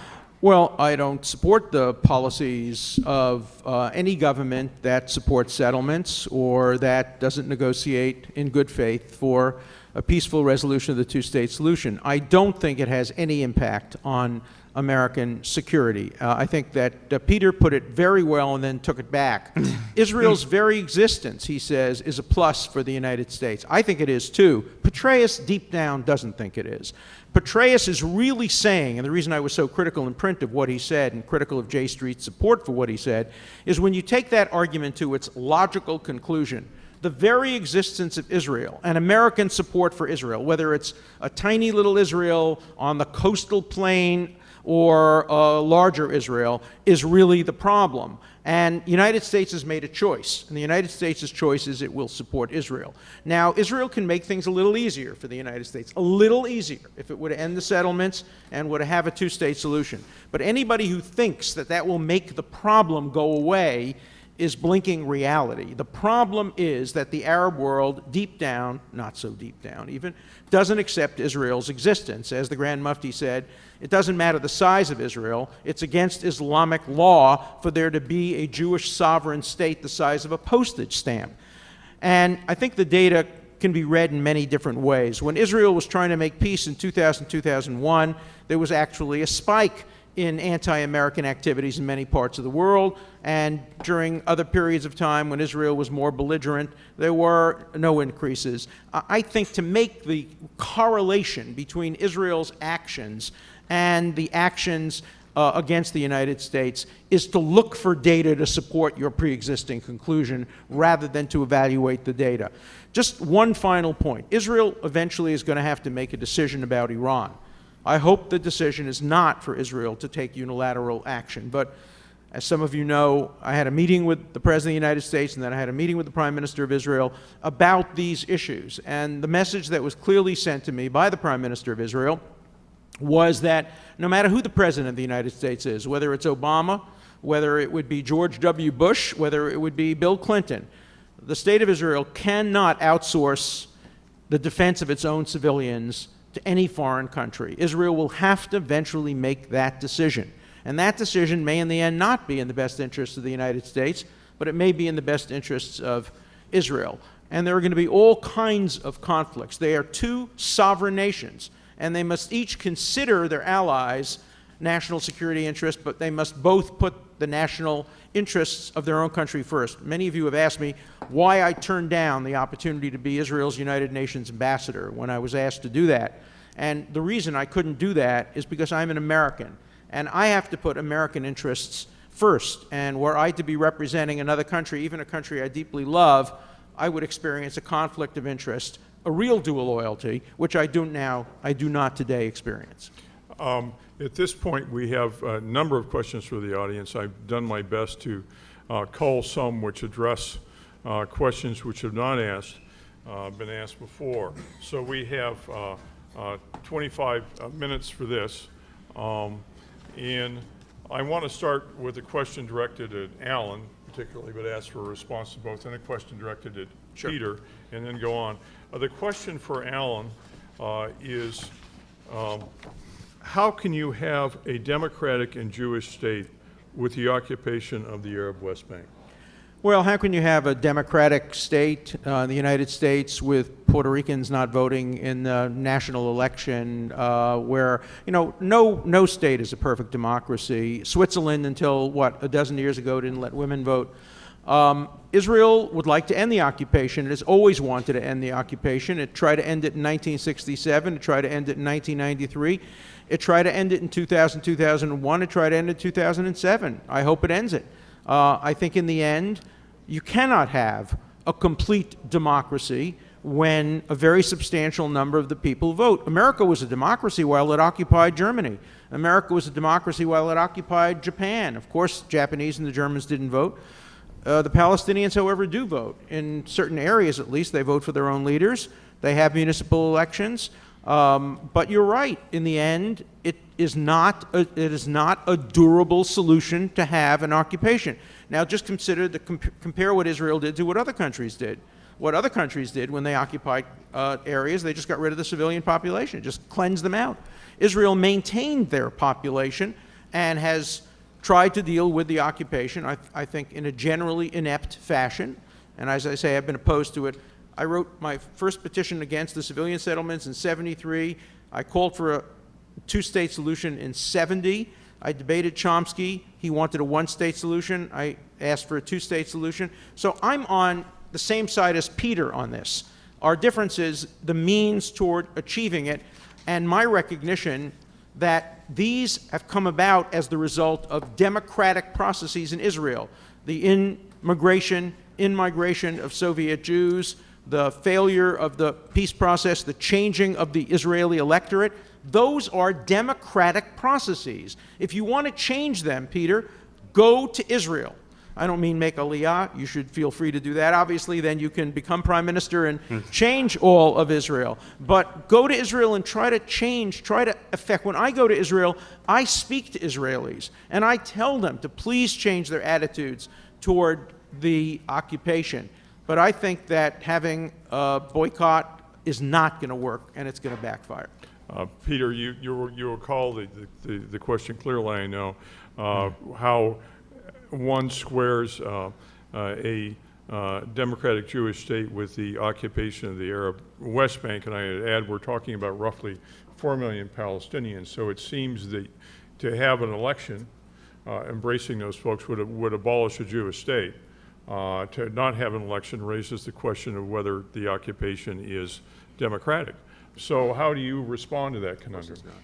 Well, I guess I just don't really, when people say that Israel is a democracy is a blanket statement, I just don't understand if they're pretending the West Bank doesn't exist, if they're pretending it's not under Israeli control. It is under Israeli control. Although Palestinians have control of their municipal services in the Palestinian villages and towns, Israel controls the borders. The IDF can go into any place in the West Bank it wants. Israel is the only state that has control over that territory, and it is not a democracy in that territory because the vast majority of people don't have the right to vote. That seems to me a problem which is much more significant than the problem of Puerto Rico. It would be really the equivalent of us having kind of parts, a large chunk of the Southwest, for instance, a significant part of the country where basically Anglo people had the right to vote and Hispanic people didn't have the right to vote, and for then us to bring in Anglo people into the Southwest who still had the right to vote, who had civil law applied to them, while the rest of the population didn't have the right to vote and lived under military law. I think we actually did that. I think we actually did that in the Southwest. But today, everybody who lives in those states has the opportunity to become a citizen and live under the same law. And that's, it seems to me, what Israel desperately needs if it's going to remain a democratic Jewish state. I just want to think, look, I would love to believe, really would love to believe that Israel desperately wants to end this occupation. But I just think one has to look at it from the Palestinian perspective for a minute here, right? We don't have a Palestinian on this stage. But from a Palestinian perspective, Right? There's an amazing quote from Amos Oz's wonderful 1983 book, In the Land of Israel, where he talks to the settlement leader. At that time, there are 25,000 settlers in the West Bank. And the Gush Emunim leader, the settler leader, says, if we could only get to 100,000, if we could only get to 100,000, it would be game over. There's no possible way that they could then divide the land and create a Palestinian state. That was in 1983. Today, there are 300,000 settlers in the West Bank and another 200,000 plus in East Jerusalem. And what the Palestinians have seen is that Israeli government after Israeli government, left, right, and center, negotiations or not negotiations, not only permitted settlement growth, but actively subsidized Israeli settlement growth, eating away. And remember, this is a partition of British Mandatory Palestine in which Israel gets 78%. And the Palestinians are going to get the 22% that is the West Bank and Gaza, and then Israel is eating away more and more at that. So I can understand their skepticism, and I think we have to do much more to prove that skepticism wrong. I don't disagree with that. I mean, I agree with that. We don't disagree that the occupation should end. I mean, you can be a democracy while still occupying another country. We've proved that. But for the question is for years. how long. The question is for how long. That's right. And the question is who is responsible for the long delays in ending the occupation? And the answer is both sides. And the answer is both sides have to move much more aggressively toward resolving this. I believe the Palestinians today have decided against bilateral negotiations and in favor of moving toward a United Nations resolution where they know they have the votes. So I think we have belligerent refusals on all sides, and I think it's the role of people like us to move the countries, to move the people closer toward wanting to negotiate. I just don't think that a boycott is the way to do it. I want to break into this moment of agreement. And I asked Peter a question. I want to tell you that my role here is merely as a reciter, not a writer of questions. So the question is, why do you consistently minimize or whitewash the existential challenges Israel faces, particularly the extremism and the terrorist attacks like in Bulgaria? So taking the premise, what do you have to say about that? I see. Well, gosh, I don't think I've minimized the terrorist attacks in Bulgaria at all. In fact, I wrote a piece about basically how they show that even with all of Israel's faults, I believe there is a fundamental moral difference between Israel and Iran, between Israel and Hezbollah, that even though Israel has been, we think, trying to kill Iranian scientists to try to stop its nuclear program, I don't consider that the equivalent of going after a group of non-combatant tourists who just happen to be on vacation. And I think it makes the distinction between a country that, at least within its 67 lines, does have democratic procedures and therefore has, I think, a respect for human life that I think is often missing on the other side. When I say the other side, I mean the Iranian Hezbollah side in particular. So I don't think I minimize these. Look, every single former head of the IDF, Israel's defense forces, who has publicly spoken except one, supports a Palestinian state near the 1967 lines. Every former head of Mossad and Shin Bet, who have publicly spoken, Israel's external and internal security service, supports a Palestinian state near the 1967 lines. Are they minimizing the threat? I don't think so. I think it's actually precisely because they've spent their whole lives trying to understand the threat that they recognize that it is a grave danger to Israel's security to permanently occupy millions of people who don't want to live under your rule, and that has radicalizing implications across the Arab and Muslim world, that in an era of increased technological advances in which small numbers of people can get their hands on terrifying weapons is very dangerous for the state of Israel. So I don't think I'm minimizing anything. Well, Alan, what say you? Oh, can I respond? Yeah, please. Okay, thank you. Sure, near the 1967 lines, I think virtually all Israelis agree with that. Certainly the Prime Minister of Israel and his cabinet agrees with that. It depends on how you define near, and it depends on what land swaps you make. The important point, though, is that Israel is not in a position where it can unilaterally bring that about. Peter acknowledges that the unilateral decision made by Sharon to leave Gaza was a disaster. It was a mistake. By the way, the current Prime Minister opposed that decision based on unilateralism. I spent an hour with Sharon just a month before he had his stroke, and he told me he was planning to do more unilateral withdrawals on the West Bank. particularly deep in the West Bank. So I think we agree that unilateralism won't work. Israel has a standing offer right now. Come to the bargaining table, Palestinians, with no preconditions. The Palestinians refused to do that. Who is responsible for the continued occupation? Let the Palestinians come to the table. Let them negotiate. Let the world see whether or not they're so far apart that no possible negotiation can produce a resolution. But right now, it seems to me the onus is very strongly on the part of the Palestinians, who will not negotiate without any preconditions. Israel established an early precondition saying you have to recognize Israel as the nation state of the Jewish people. They've dropped that. There are now no preconditions. I suspect, let me ask you this question, Peter. Why don't you propose a boycott of the Palestinian Authority until they come to the negotiating table? Okay, It would work.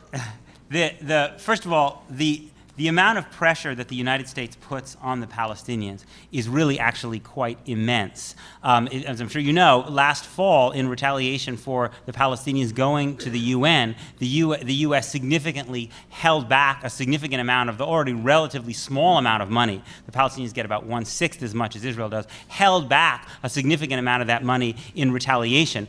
Congress can't even give any money to the Palestinian Authority without a White House waiver that has to be issued, and any American or NGO that gets money from the government that's dealing with someone who's a member of Hamas, that person can go to jail. So we actually have pretty tough pressure on the Palestinians, and I think you're going to see it ramping up again this fall as they go back to the United Nations. On the question of preconditions, look, the Israelis have preconditions for negotiations with Hamas. Israel will not negotiate with Hamas unless it respects past treaty obligations and accepts Israel's right to exist. I would like the Palestinians to negotiate with Israel without preconditions, but it's important to think about why they're not. They did negotiate with Olmert without preconditions because there was reason to believe he was serious. There really is very little reason to believe that Netanyahu favors anything that reasonable people would consider a viable, contiguous Palestinian state in the spirit of the Clinton parameters or the Olmert offer. We know this because members of his own cabinet are saying so again and again, because the Palestinians made an offer this January in which they said 1.9% land swap, and the Netanyahu government has not been willing to discuss territory essentially at all. They have been having negotiations. I wish they were having more. They had 5 meetings in January in Amman. There were a whole series of meetings last year between Shimon Peres and Saeb Erekat, and Shimon Peres and Mahmoud Abbas, and the reasons the Palestinians pulled back was the fundamental reality that Netanyahu would never bring himself into the same ballpark of the Clinton 67 lines with minor swaps that were the parameters for the Barak negotiations and the Olmert negotiations. So they have their reason for cynicism and for not wanting to be engaged in endless negotiations with Benjamin Netanyahu that will give him political cover at a time when their possibility of a viable state is being eaten away. But you've said that you would have rejected the Clinton-Barak parameters. You know, sometimes you praise them, and then you say that even Israelis would have rejected the Clinton-Barak parameters. So what you're saying is what you're saying is the Palestinians won't accept anything. They won't accept Clinton-Barak. They walked away from Olmert. There was no response to the Olmert proposal. Olmert said they were close, of course, because he's running now. He's trying to resurrect his own career. But at the time, he put the blame squarely on Abbas. So okay, I'd like to give Peter a moment to respond, and then I'd like to take another audience question. Alan, there's no such thing as the Clinton-Barak parameters. I found this baffling in your book. There was the offer that Barak made in the summer of 2000, which was 9% of the West Bank for Israel with a 1% land swap, control of the Jordan Valley for 12 to 15 years. And there was the quite different Clinton offer in December, 6 months later, which both the Palestinians and the Palestinians and the Israelis accepted with reservations, which then basically negated much of their acceptance. Two totally different things. Well, that's not not what that's not. You quote Dennis Ross before, but that's exactly the opposite of what Dennis Ross says in The Missing Piece. It's not. And in fact, if you look at the record of all, everyone agrees that the Clinton parameters and the Barack offer in June 2000 were significantly different. Clinton parameters, I'm sorry to get into the weeds, but they were 94 to 96% with a 1 to 3% land swap. That's very different than 91% with a 1% land swap. And Clinton parameters talk about Israel leaving the Jordan Valley in 3 years. Barack wanted to keep them there to 12 to 15 years. So they're completely different things. There is no such thing as the Clinton-Barack parameters. In terms of the Olmert-Abbas negotiations, yes, Olmert had an offer, which from Israeli perspective was pretty good, of a 6.5% land swap. But here's news. The Palestinians had their own offer, 1.9% equal land swap. They still have it on the table. If I say I want to buy your house for $500,000, and you say, no, I'll only sell it for $1 million, and then the journalist says, he rejected your offer, that is not a fair account of what happened. There was a difference of several percentage points and over some other issues between Olmert and Abbas, and that part gets left out, it seems to me, of Allen's because narrative. it's not the fact. In fact, Abbas never responded to the Olmert parameters. Olmert told me that himself, personally. Olmert as himself- recently as 3 months ago in my house in Florida, he told me that he made an offer and there was no response from Abbas. But he's also None. said that Abbas had his own proposal on the table. Read Bernard Avishai's piece in the New York Times Magazine. Okay. Now I'd we're like in to the ask. weeds. I'd like to ask a last forward-looking question on behalf of the audience, and then add actually the question to it that I was considering asking. The question is simply for both of you: who, Obama or Romney, is truly better for Israel? And my gloss on that was. How do you respond to the supporters of Israel who believe Romney when he says that the President Obama has, quote, thrown Israel under the bus, unquote? Peter, you first. Well, first of all, he's given Israel more advanced military technology than any previous president, including some of the technology that, thank goodness, has helped Israel with things like the Arrow system and the other anti-missile defense systems that have been helpful in Israel in shooting down rocket fire coming from Gaza.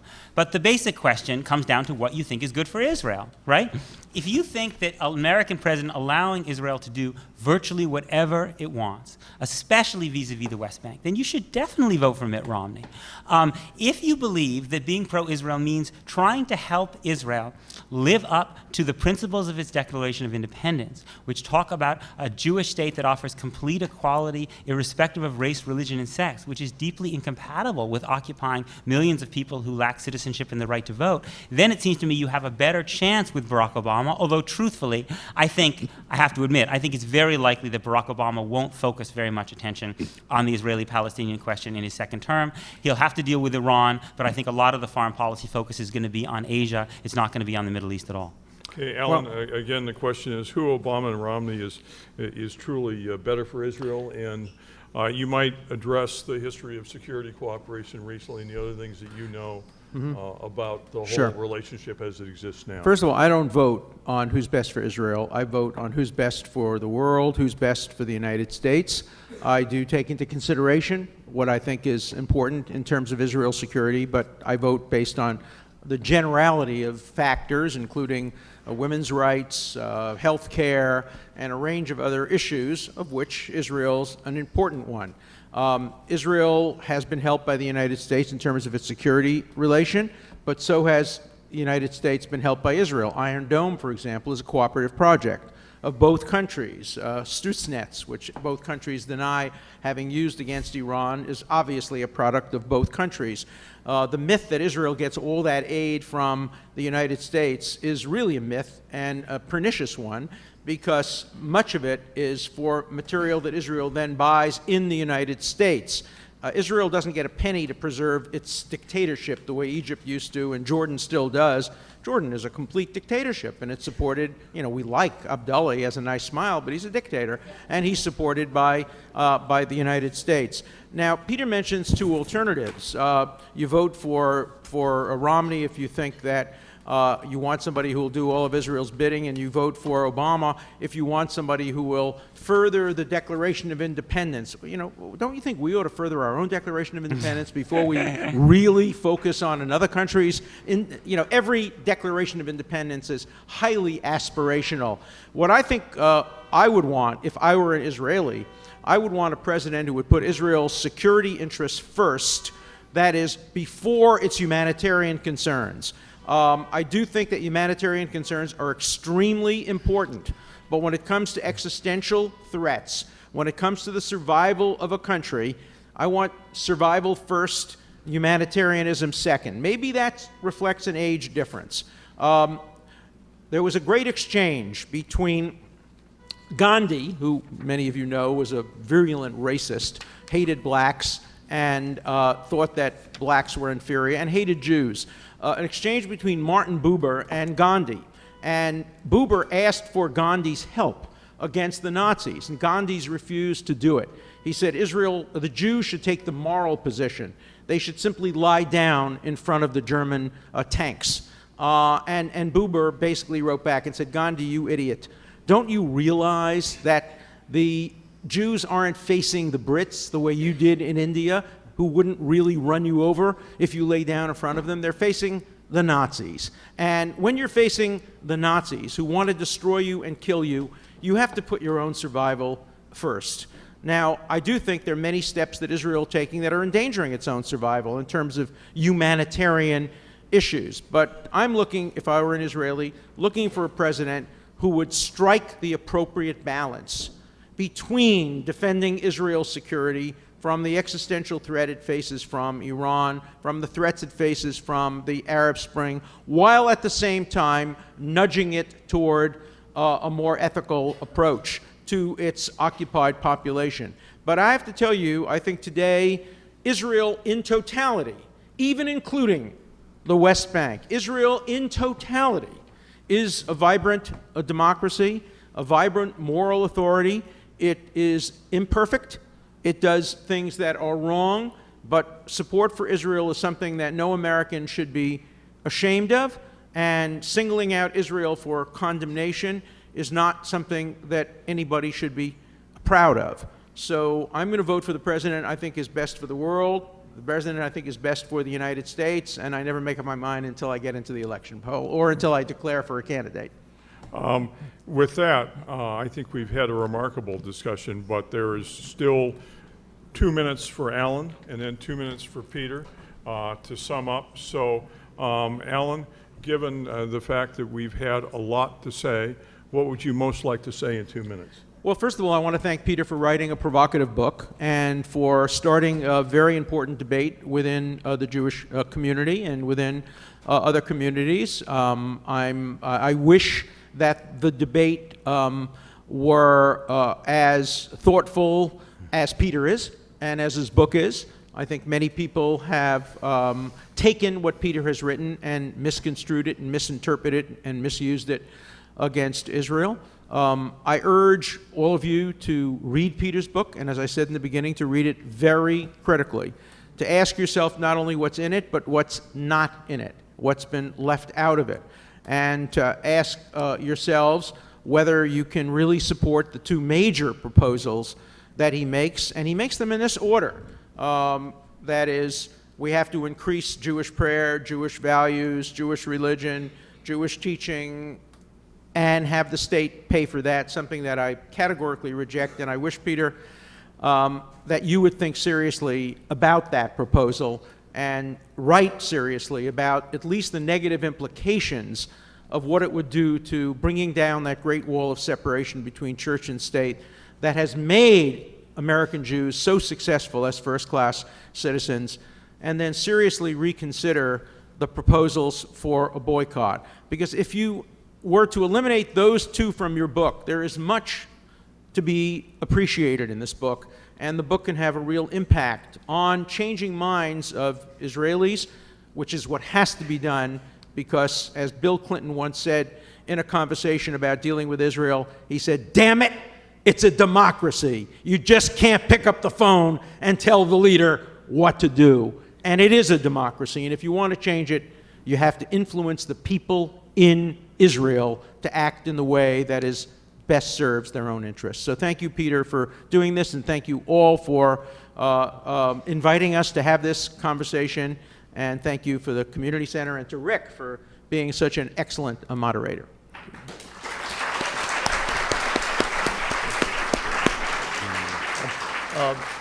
Peter, 2 minutes between us and quiet. Sure. Well, I also want to thank Alan for the spirit in which he's conducted this debate, for taking this subject, my book, so seriously. It's a privilege. I hope we'll get to continue the conversation.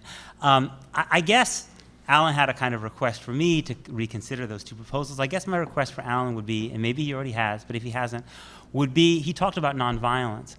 We actually demand nonviolence, I think we should, of the Palestinians. And so I would really urge him on his next trip to Israel to go to Nabi Saleh, where every Friday they have nonviolent protests of Israelis and Palestinians against the occupation. Or to go with my friend Fadi Karan in Ramallah, who said to me, we can't go from Ramallah to East Jerusalem most of the time. We are barred from doing that. The buses that go are essentially Israeli, Jewish-only buses. We as West Bank Palestinians don't have the right to get on those buses. I was so inspired by the civil rights movement, he told me, and by the Jewish contribution that we have decided in the spirit of the Freedom Rides to get on those buses nonviolently, film ourselves being arrested or worse, sent to military courts, and we want to encourage American Jews to join us. I think this is really a core answer to this problem. And I wish, although I hear Alan's opposition to the settlements and the occupation, I think if he had more of those experiences, we might get a little bit of that incredible moral passion that he sometimes summons a little bit more in fighting against Israel's enemies than he summons in talking about an occupation that has terrible, terrible consequences. Imagine if you were one of those parents of West Bank Palestinian minors, teenagers, children even, arrested in the middle of the night, held for months or even years without detention, often without a lawyer, without access to their parents for far too long, then taken into a military court and essentially forced to plea bargain because you know there's no chance of you being found innocent. Alan Dershowitz, with his Jewish values, with his Jewish soul and his commitment to civil liberties, would be so outraged about that. And if he were there, it would have such a powerful impact on the mainstream American Jewish community that I just wish he'd think about it. Thanks. Well, on that I will.